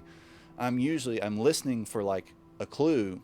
I'm listening for something to go like, okay, that went from, the root note, because the root note's easy to find in most cases.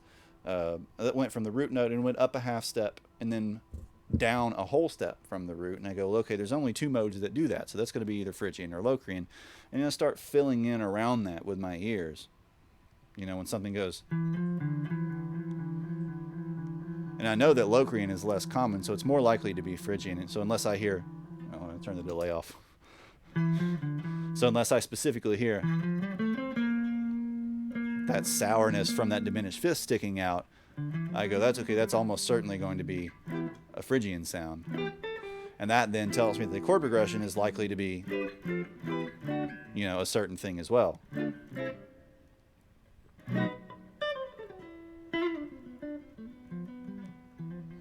Or, why, like, in every stream pretty much I go, that's just the blues scale, because everything is just the blues scale. Once you sort of learn to hear the sound and recognize the blues scale, it turns up everywhere. Or the blues scales, the major and minor blues scales. But no, it's a building process. You start with the building blocks. You start with just the intervals. Build the intervals into scales and simple chords. Build the scales into sequences of modes. Build those modes into sequences of chords and chord progressions. Build those chords into more complex chords. Build those more complex chords into chord progressions. And you just start stacking up piece by piece. Each time you're adding on a few little blocks, a few little intervals being added to what you already knew. And you're expanding your ears. You're expanding your ability to hear those things.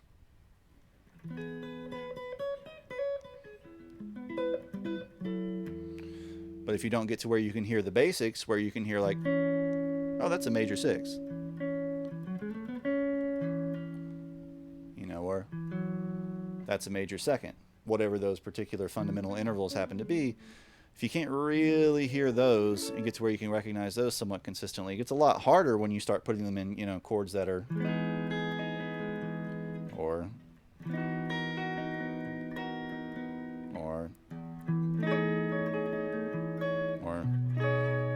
get into rootless chords where we don't even have the root note in them anymore.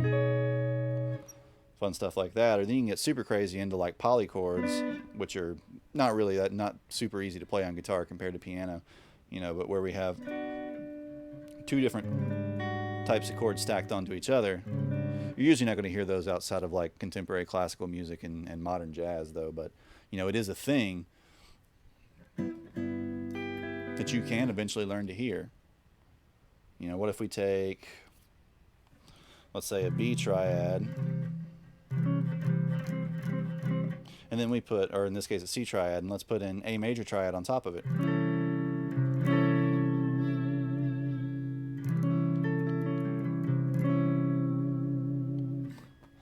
You know, that could be heard as like a C major 13, C major 13 add flat 9, something like that. But can also be heard as 2 separate chords, 2 separate types of triads stacked on top of one another. And eventually you learn to hear those just by learning small chunks, little pieces. You know, so go take your favorite song, or go take like any song that you hear, really. If it's a rock song, it's probably going to be on the simpler side. Depends on what you're into, but they tend to be harmonically a little more basic, you know, or country or something like that, something that's a little more on the popular end of things. And just sit down by ear one day and play a little chunk. That's what we do in here when we get requests, especially like things that are more challenging. Take a little chunk and just play that little chunk over and over and over and over and over. And you just start to find it, start to hear it. You go like, okay, well, that sounds minor to me. Well, what are my minor intervals? What are my minor scales, my minor modes? Okay. Until you start to find it a little bit. Then you play next little chunk. Okay, well, that added, you know, X, Y, or Z. And we work our way through it. I mean, it's going to take you longer at first. Just is. There's no way around that.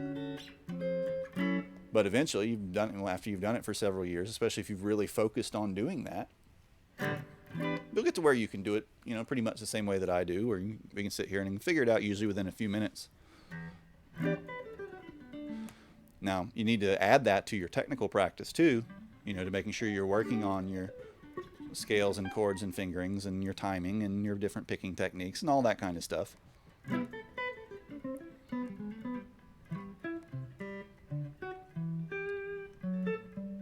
But this is the really useful thing about theory, you know, is it's not just on paper. It is helping translate the things that you hear into sort of a common language and a comprehensible language, rather than just a purely internal language that's relative only to your own experience.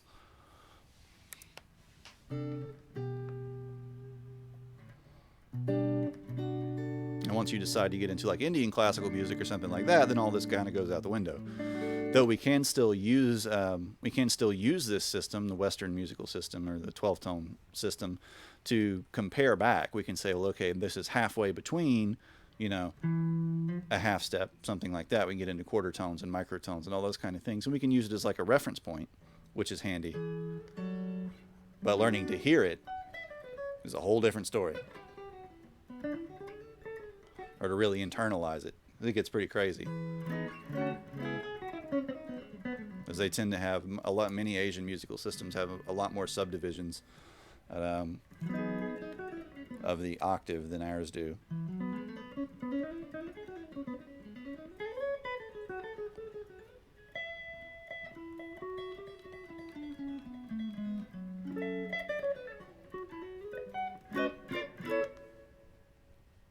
All right. Let's noodle some. Or, while noodling, any more questions? Or anything need more clarification?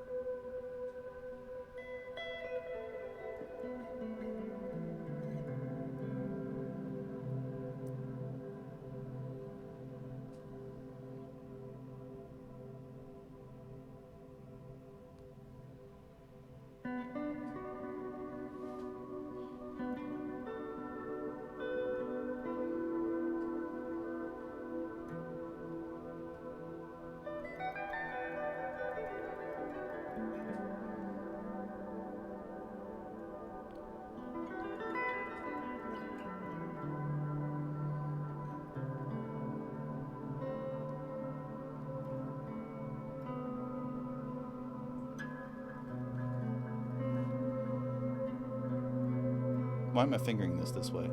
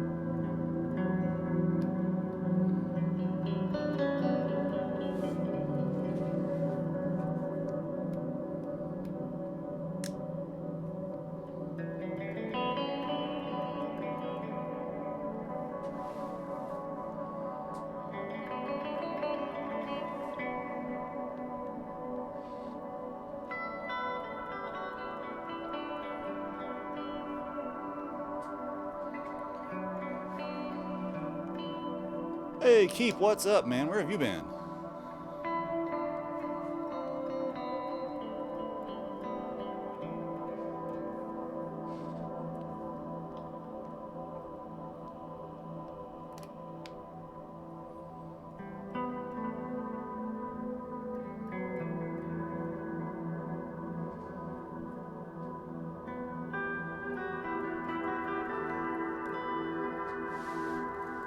Oh, we've been doing great, man. The stream's been growing really well, really nicely.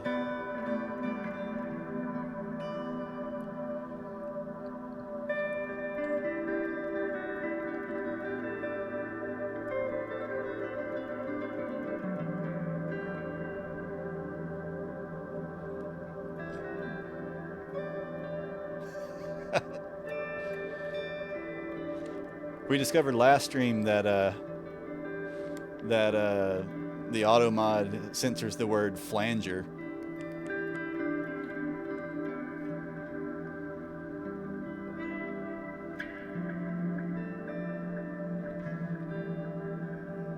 But we've been talking about modes tonight. We talked about the major modes. Have a chart for it up in the Discord if you want it. Make sure to check in there and grab it. Where we went through all of the modes of the major scale, kind of what they are, how they work, how to construct them. Now I'm just kind of noodling, but I'm demonstrating ways, kind of subtly, in which we can make an adjustment. We can substitute one mode for another to kind of hear how the character changes, how the flavor sort of changes as we move from one. You know, so if we start off in Aeolian,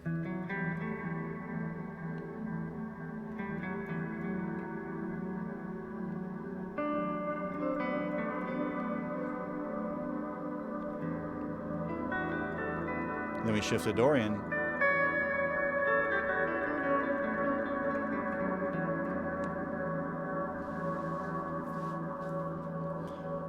And then we shift to Phrygian.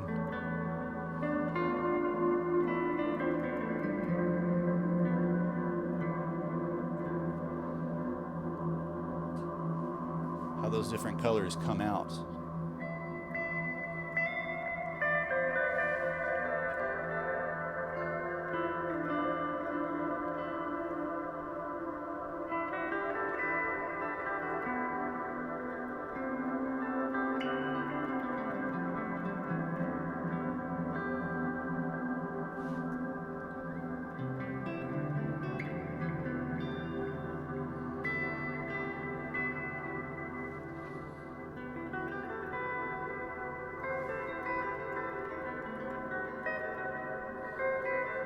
Little harmonic minor there.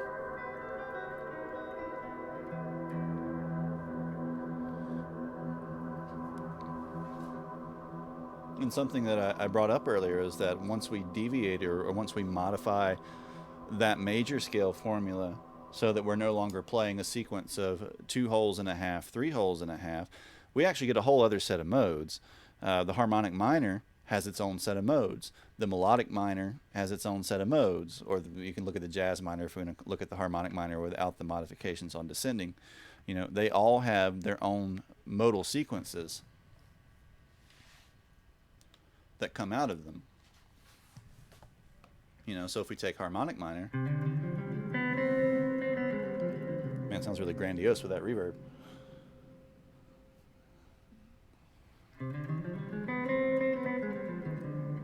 Then we get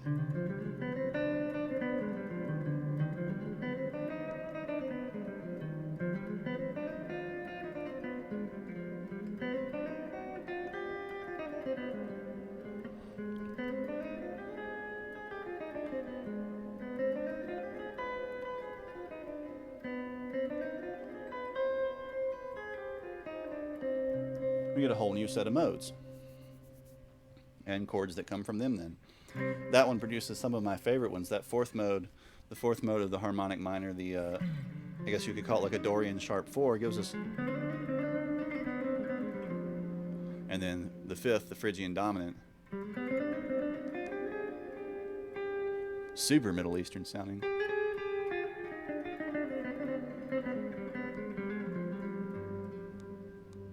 That's our scale that we use for songs like Caravan.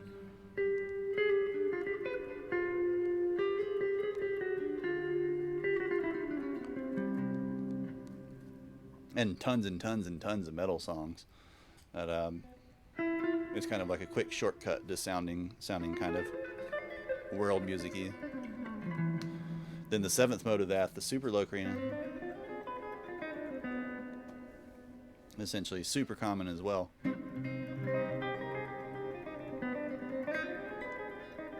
Or actually, super Locrian, the seventh mode of the melodic minor, which is almost the same, but.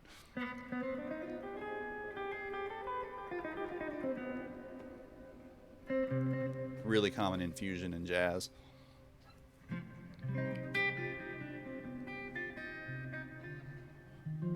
You can go from there into even crazier stuff like the Messiaen's modes of limited transposition and things. That's, you know, basically all just doing math.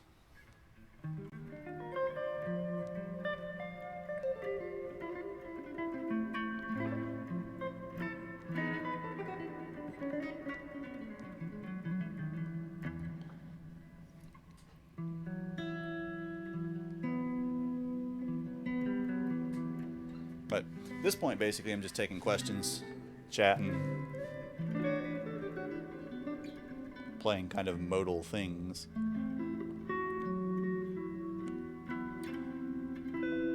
So if you got questions, ask away. Or just things you want to chat about.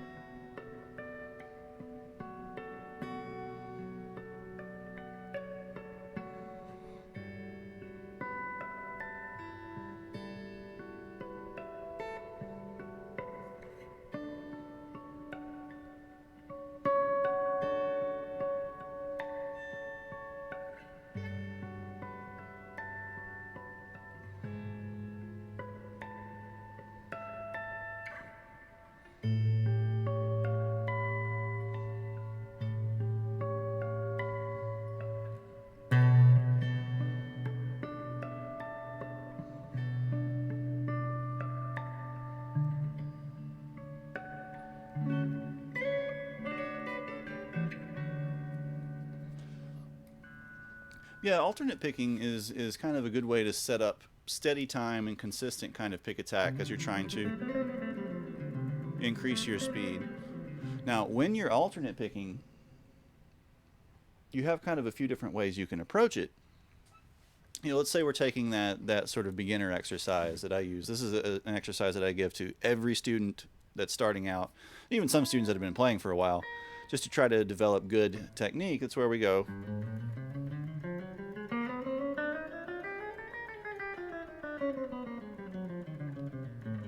One, two, three, four, 1, 2, 3, 4, one finger per fret in a little group like that.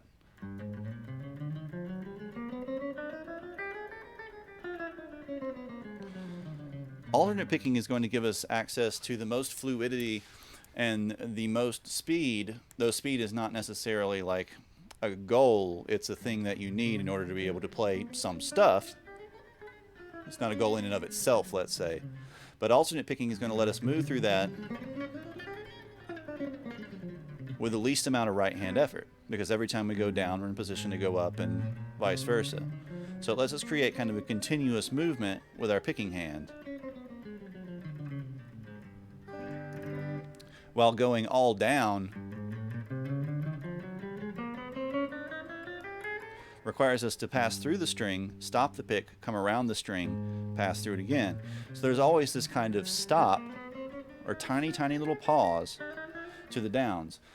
Doing all downs is worth practicing because some styles of music, that's kind of part of their sound, but you don't want it to be your default, because you can build up a lot more fluidity with a lot less effort in the right hand by alternating. You want to try to get the pick moving as small as you possibly can, hold the pick as close to the tip as you possibly can, and let it dig in as little as you possibly can. So my pick is basically just kind of hovering right over the top of the string. It's not going all the way down to the pick guard or to the top of the guitar.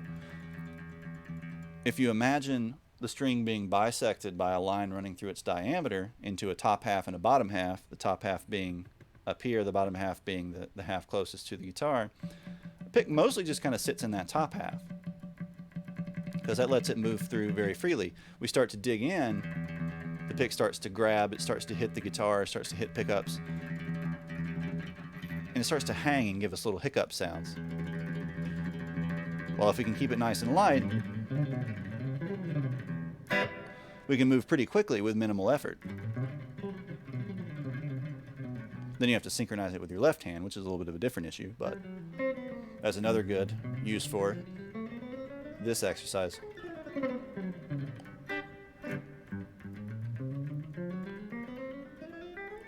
But in some styles of music, like say gypsy jazz, they strictly alternate except when they change strings. Whenever they change strings, they start with the downstroke. So they'll be, you know, down, up, down, up, down, up. Because the downstroke's a little more forceful sounding.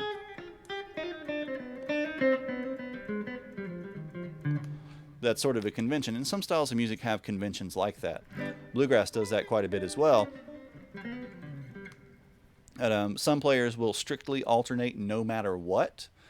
So they'll stay down, up, down, up, down, up, down, up, down, up, no matter what sort of sequence or position the pick is at and how it's transitioning. I tend to use a little more economy style where, like, if the pick is going down towards the floor, I'll use a down. If the pick is using an up, I'll use an up, even if an up preceded it, which makes a sound that's a little bit smoother. You know, if we listen, like, say, down, up, down, up, down, up, down, up, down, up, down, up, down, up, down, up. That's strict alternating. We wind up with this down, up, down, up, down, up, where we have to skip over the G string to get this up. I tend to do economy, down, up, down, up, down, down, up, down.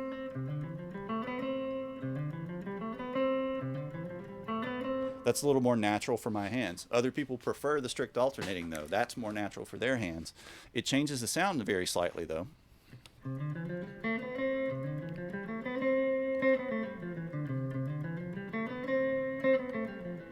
I don't know if that translates through the mic, but it does change the sound in a way that you can notice.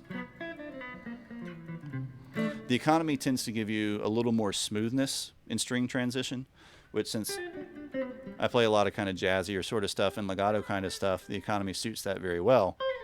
A lot of the shredder guys, though, tend to be in the strict alternating camp.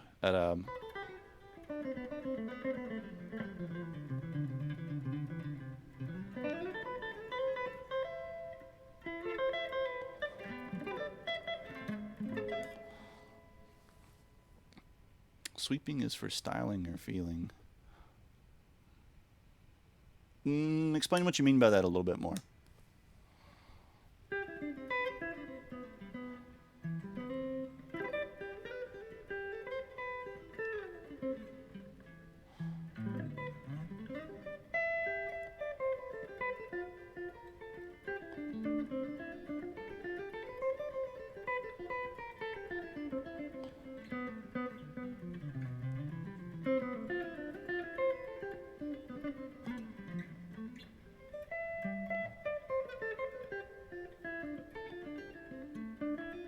Yeah, I mean, you should practice different types of picking. You should work on all of them really to be as well-rounded as you can.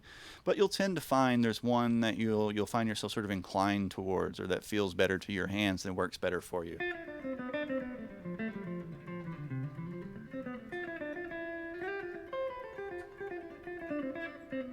As I said, I tend to use the sort of economy style tends to work better for me. Other people like absolutely strict alternating. No, sweep picking is just a technique, man. It's like any other technique. There's not an advantage or disadvantage to it. There are times in which sweep picking is appropriate to use, and other times in which it doesn't really fit at all. Sometimes it's fun to use it in places where it doesn't really fit at all. All sweep picking is, though, is like an extreme form of economy picking. So it's taking generally arpeggios. You know, it's taking a chordal arpeggio, so something like this. Let's say like a little G major arpeggio like that. Instead of articulating, it's using the hand all in kind of one continuous motion. As we go towards the floor, we use all downstrokes. We come towards the ceiling.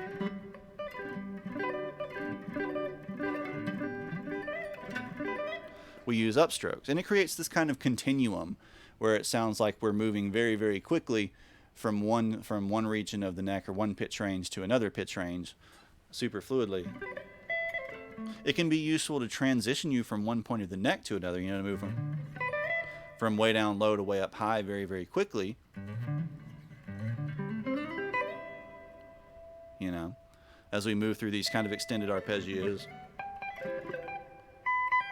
But it's not, you know, right or wrong or good or bad in any particular way.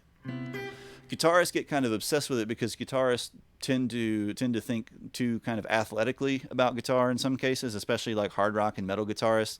They tend to fetishize being like super, super, super technically able, you know, or being able to play everything the fastest as they possibly can. And sweep picking is very, very flashy and very, very fast sounding. But if, you know, that's your end goal is just to be as flashy and fast as possible, you're probably not going to be making very interesting music or very musical music. You know, use it when it's called for, when it's the right time to use it, you know, when it creates the effect that you want, rather than using it just to be able to say, look at me, I can do it. That's a very difficult thing to get over too, especially if you're, you know, relatively new to guitar. You get on YouTube or wherever and you'll watch a million people just like, you know, shred faces off, and it seems like it's absolutely impossible, and you'll have a whole bunch of people in the comments arguing about how so and so is better and they can, you know, out shred, you know, whatever other guitarists. None of that really matters.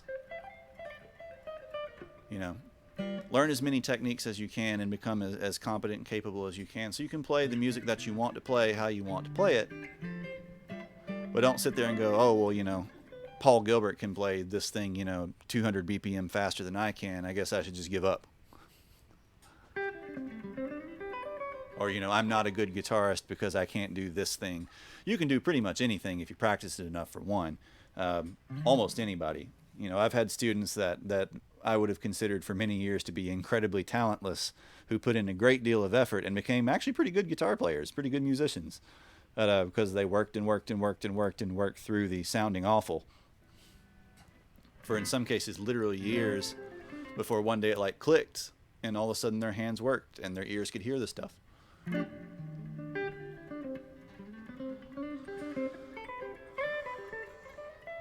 What about Steve Villa?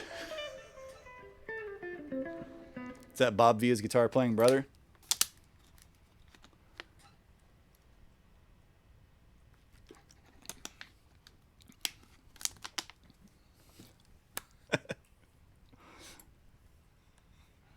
Is he like Wal Smoth? He's Steve Vai with tiny features. I like some Vai. I've seen him live. He puts on a good live show, but it is definitely over the top. As far as music goes, I like the stuff he did with David Lee Roth Band the best, probably. Solo stuff is really hit or miss. I like some songs. I don't like other songs. But he, like a lot of other shredders, relating back to the theme of the stream, is super modal. He tends to pick a mode and like find a melody, work a melody out of that mode, and then really kind of milk it, play little variations of it, different takes on that melody. So you have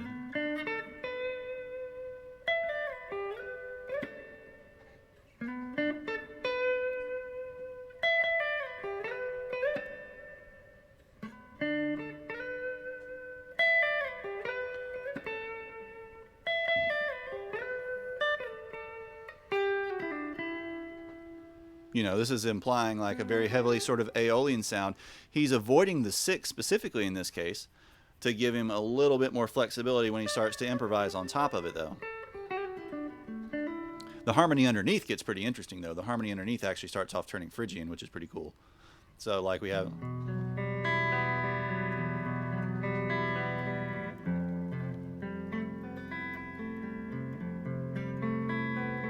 I think you might leave the G open.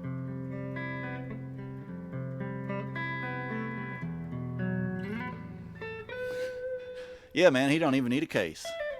Carry that guitar all on his own.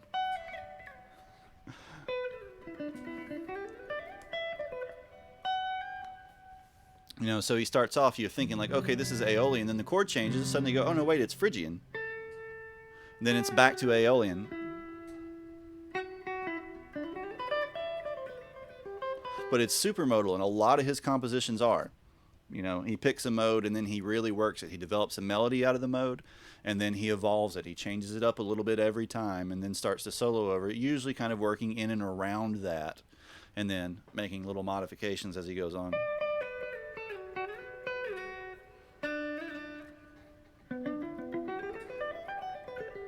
And a lot of people write that way. A lot of metal bands write that way. They'll write riffs that way.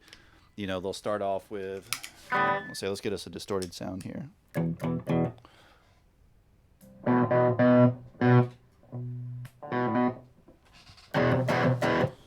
So you say, okay, I want to take my E pedal tone because this is like the most common metal cliche ever. And I'm just going to bounce back and forth between, say, like a scale tone and this low E.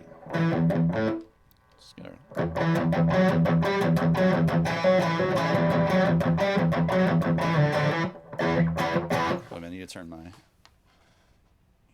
post gain up a little. There we go. So I'm gonna say like I want an Aeolian sound. Well, Aeolian mode.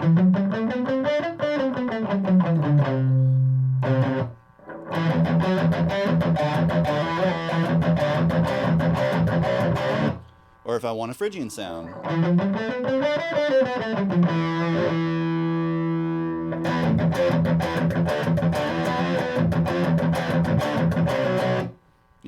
Any particular mode I can use, and I can start to just take power chords in the case of a lot of metal bands and just move them up and down the mode or find them inside of the mode and transition between them.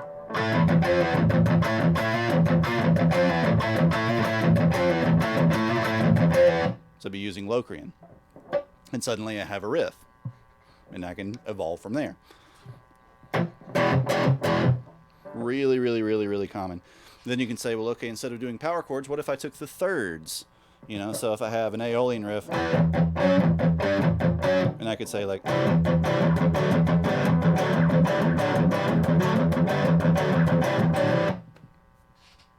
You start adding in your chromaticism and all your stuff from there, but it gives you themes and it gives you ideas really, really easily in a really simple way.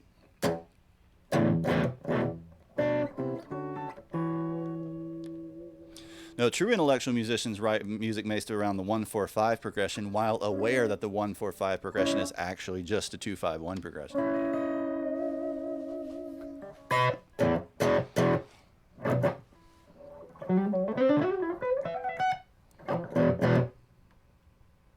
These pickups have an interesting effect with this much gain.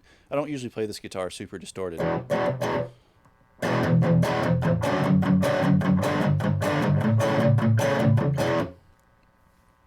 You know, but you can create like a very process-driven form of writing like that, to create riffs and then to hear riffs as well. You know, but that's one of the reasons why it's usually not terribly difficult to figure out a lot of the stuff we do on Metal Monday, is it tends to use a similar sort of process. And so I can sort of hear like, okay, well, there's this Phrygian tone, there's a, you know, whatever. And they've just moved it up to, you know, a different key in some cases.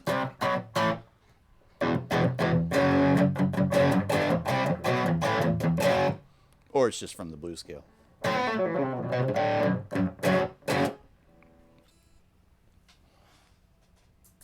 go back to my clean tone. I like this guitar much better clean.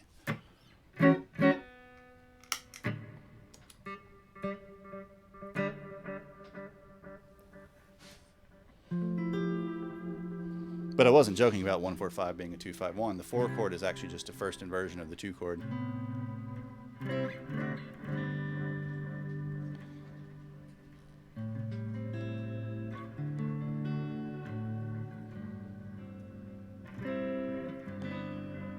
Little plagal cadence there.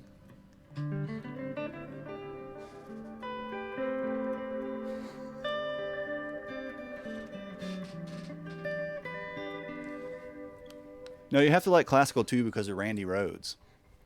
Yeah, man, I got into classical guitar. I heard Randy Rhoads play D, so I learned that piece. And now I'm just like, I'm a classical guitarist, bro.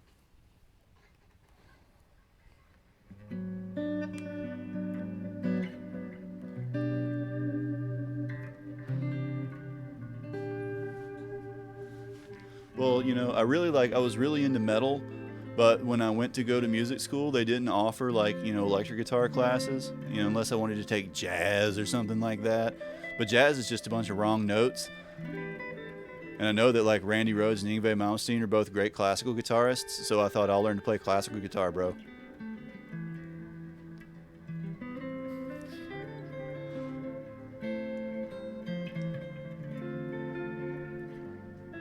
That's a bit of a music school cliche.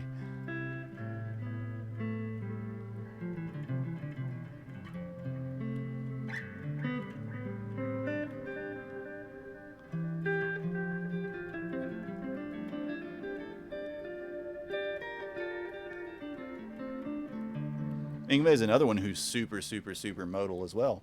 You know, his playing tends to be really monophonic, and he likes the harmonic minor and its modes in particular, and we'll just milk them, you know, for extended phrases, long periods of time. And, he has a really, really great technical control. You know, he can play pretty much any type of technique you can imagine. Um, but his harmonic thinking tends to be very modal and kind of linear. And that's sort of almost the definition of sort of the neoclassical rock guitar sound.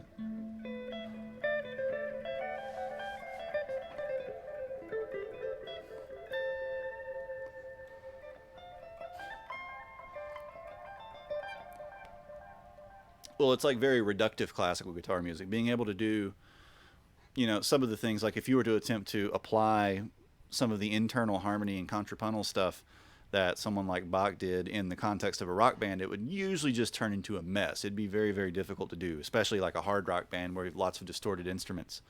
So it's kind of reduced to the more aggressive melodic parts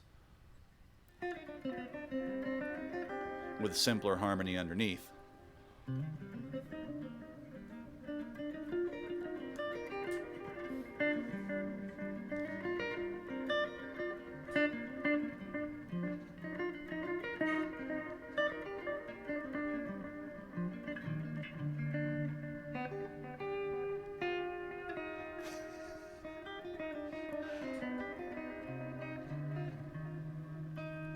No, intellectual is only like K-pop.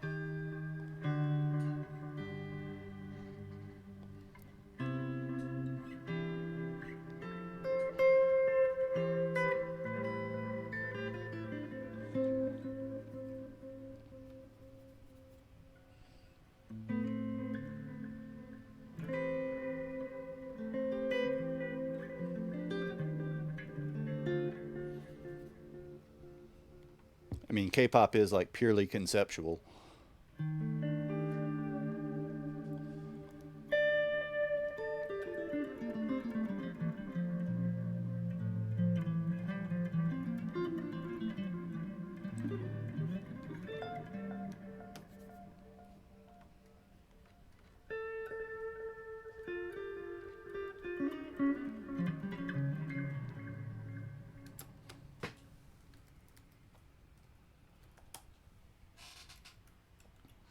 You know, all those K-pop idols like aren't even allowed to exist as human beings.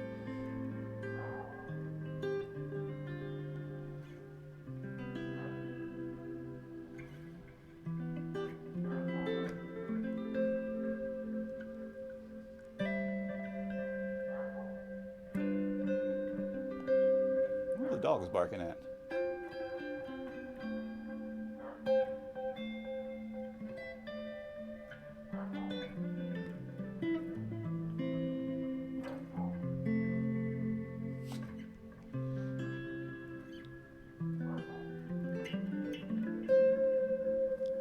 Yeah, Maru, thanks for hanging out. Thanks for asking questions. Always happy to answer questions.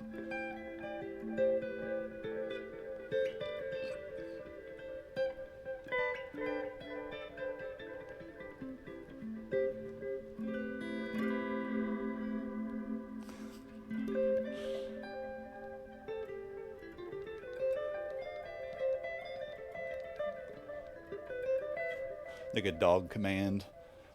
If I could get it to just make have you make an emote of the dog.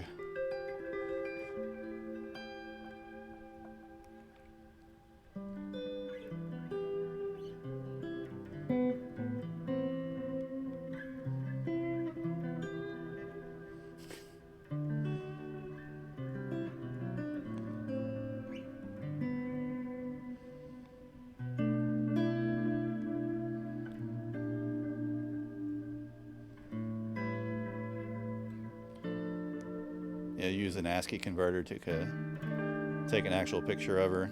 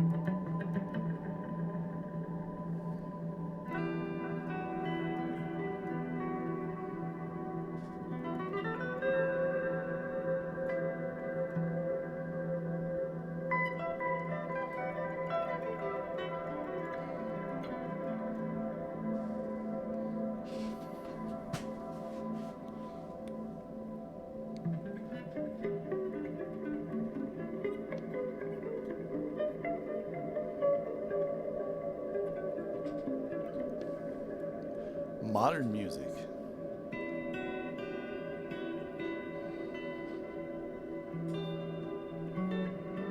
Oh, I think there's tons and tons and tons of great modern music. It's just largely moved away from radio spaces.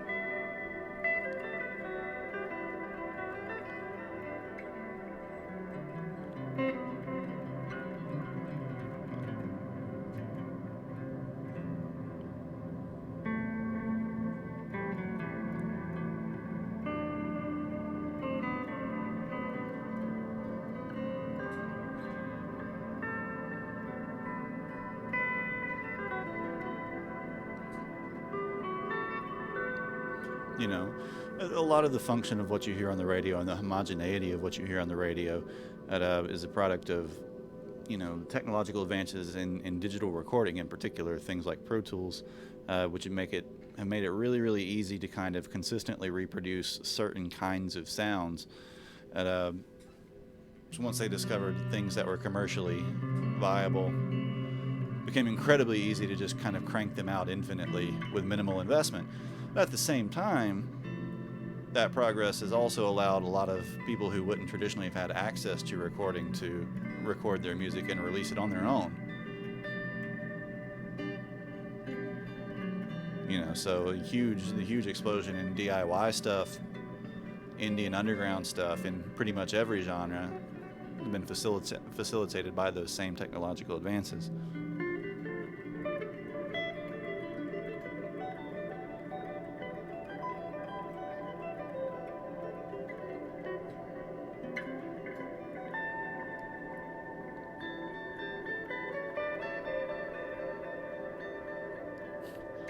Yeah, it's difficult to get away from.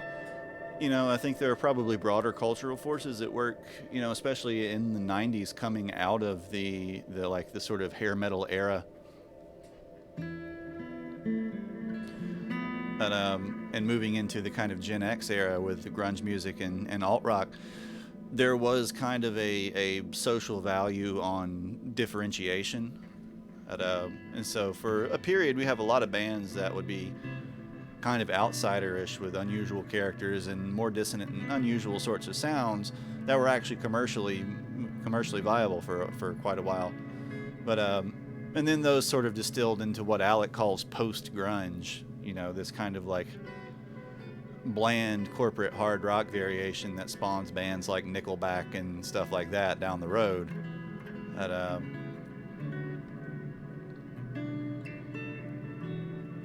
And that kind of became the driving force of the 90s.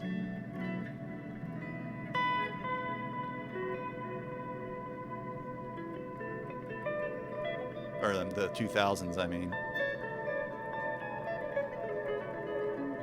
At least in the rock arena.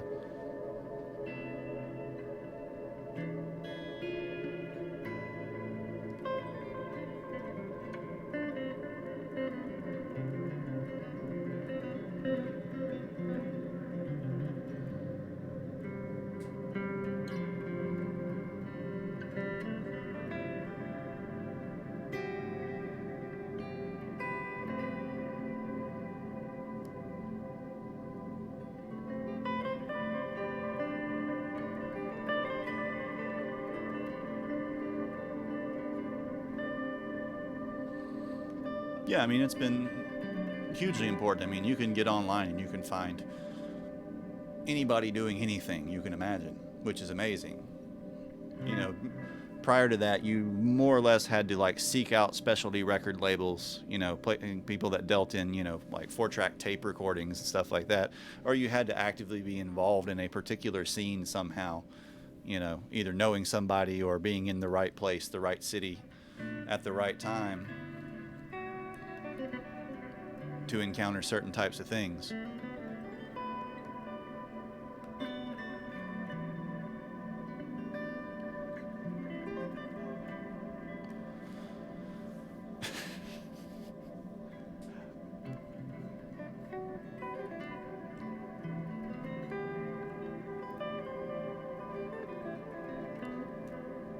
Yeah, but Keep, you have anti-taste. You like really good things and really bad things because you like basically everything.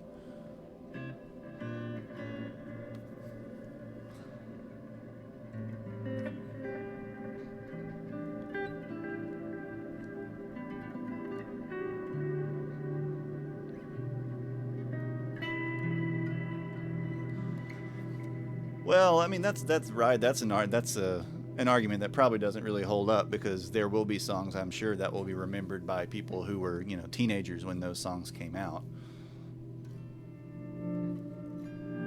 Or people maybe not necessarily teenagers, but people for whom those songs were formative musical experiences.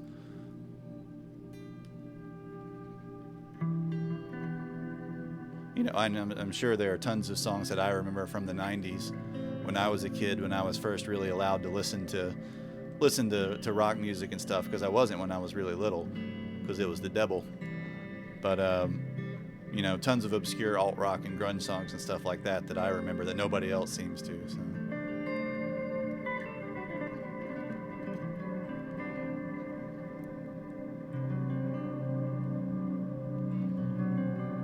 And that doesn't necessarily mean that they're good. Some of them are terrible.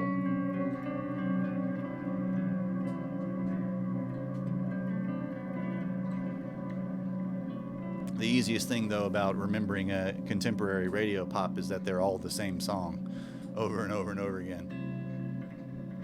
Same chord progressions, same effects.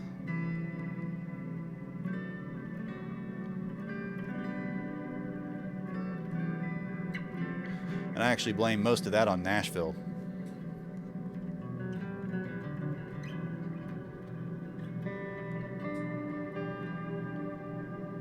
Because Nashville really worked out how to reduce a song to a formula and reproduce it. Probably before anyone else.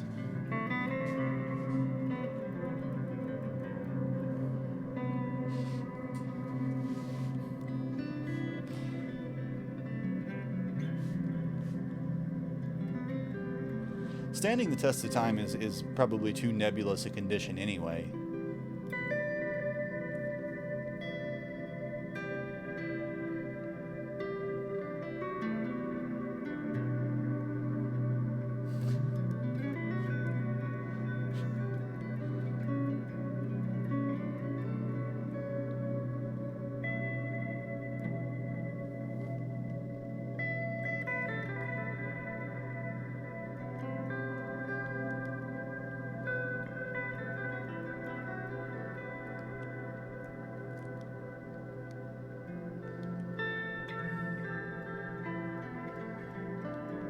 Should just change the title of this thread to Pontification.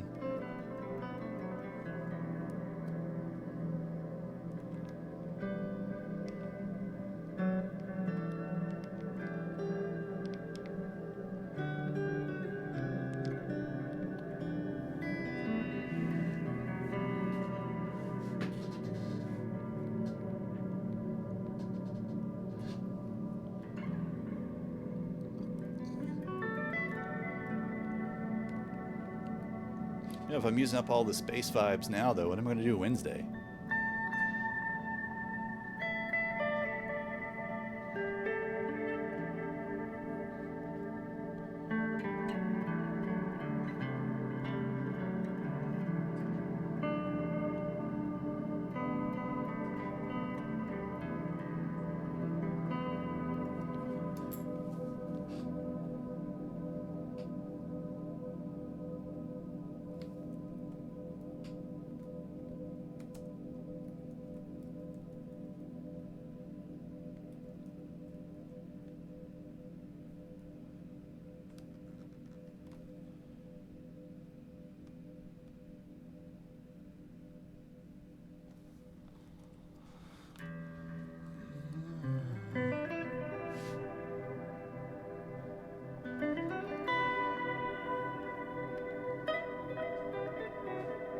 Well, last Wednesday we broke out some of the Moogs. I think we got out the MIDI Murph and the Phaser. Still can get out the Freak Box, though the Freak Box is a real weirdo. and the cluster flux, which the cluster flux is amazing. Plus the mini Moogs, I have the boost and the drive and the delay.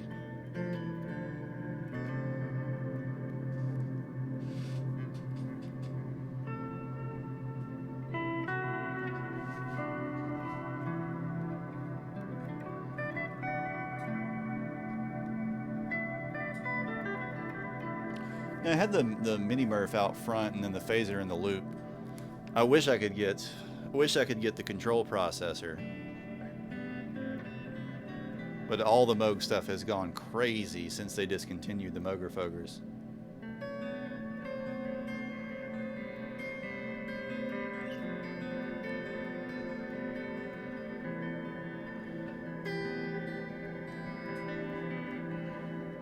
You know, the control processor is essentially just like a set of CV outs with various parameters, so you can send different waveforms to any parameter on the pedal, because pretty much almost everything on them, almost every control on the large Moogs has CV in and out. So you can control it by envelope, LFO, all kinds of other stuff. You can reroute the pedals into each other.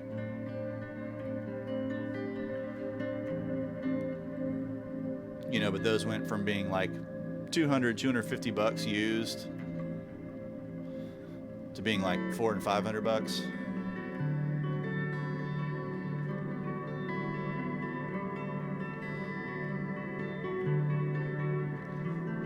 Yeah, there's a great local punk band you should check out called the Burger Queens. I think they're kind of on a hiatus right now because, you know, their shows got canceled because of the quarantine. But they're definitely worth listening to if you like kind of like nasty hardcore punk.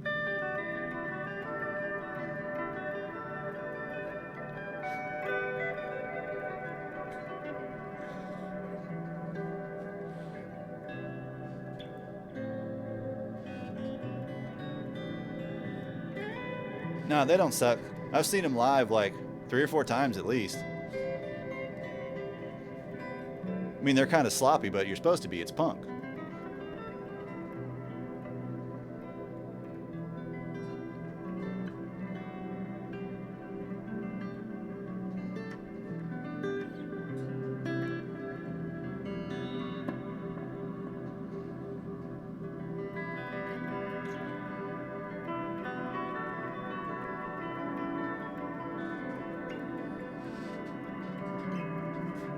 I've even got some of their t-shirts somewhere around here.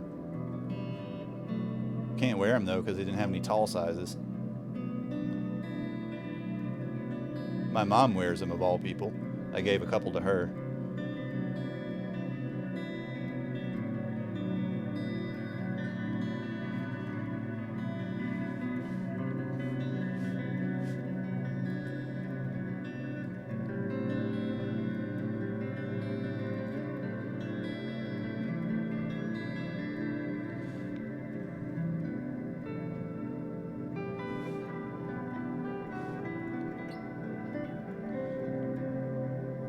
There's a band called All the Saints. I don't know if they're still around.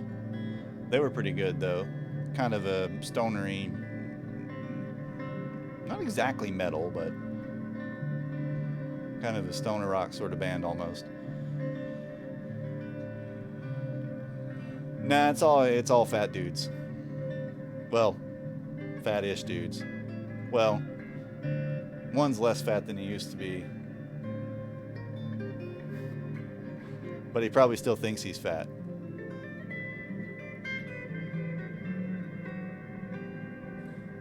Heck yeah, dude.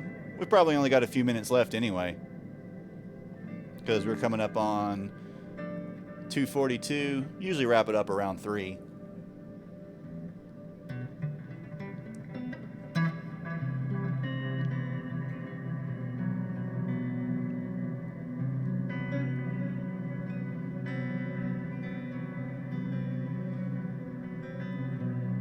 But I'll jump over and maybe we can raid you here in a few minutes once you get going. If I can figure out how. I don't know how to do it.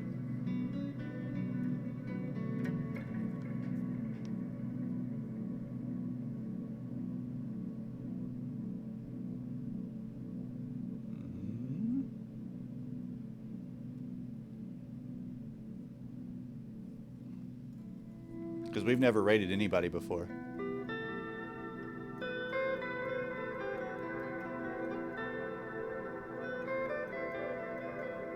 Good old royalty-free music. It's an interesting field.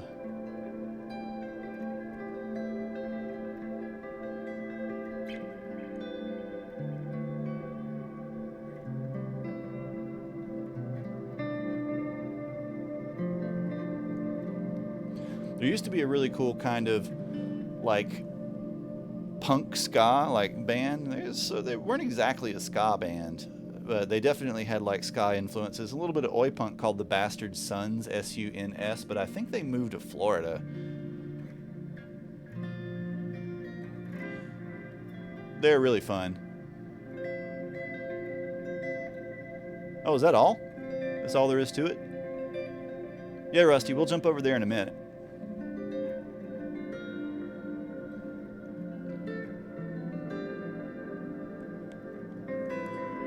I like to keep the streams at about 3 hours. Though we went really long the other night. I think we got a little over 4 on Friday or something.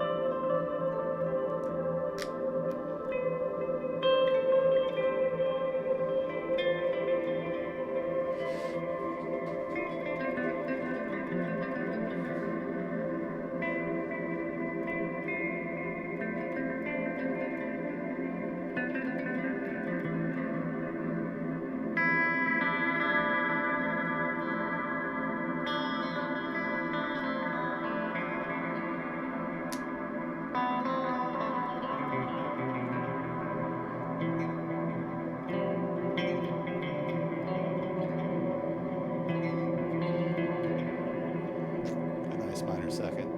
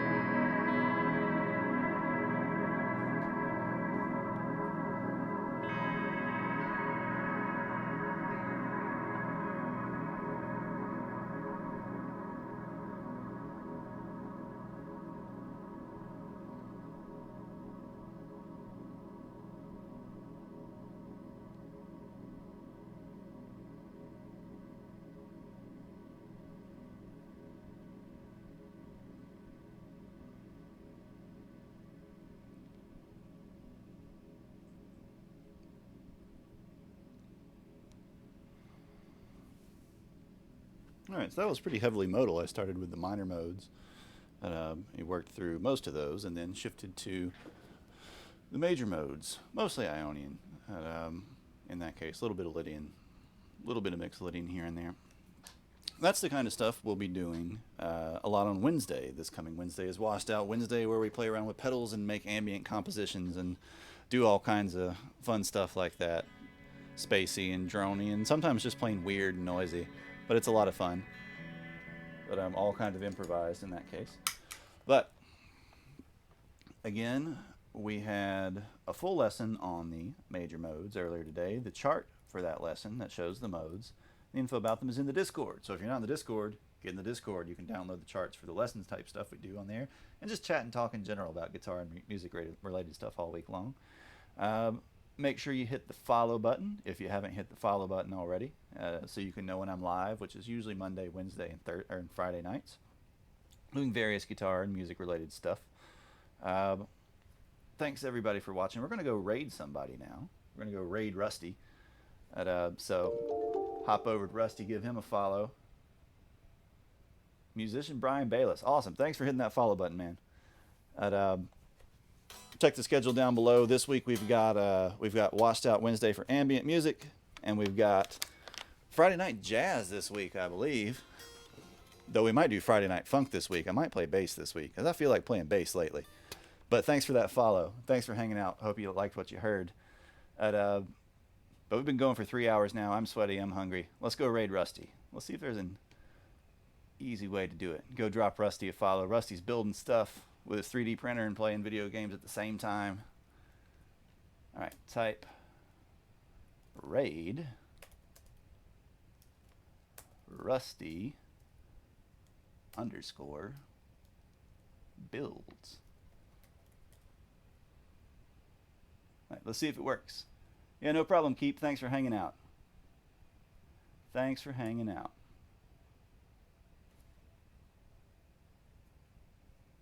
All right, get ready. Let's go raid. Go give him a follow. Go say what's up, Rusty.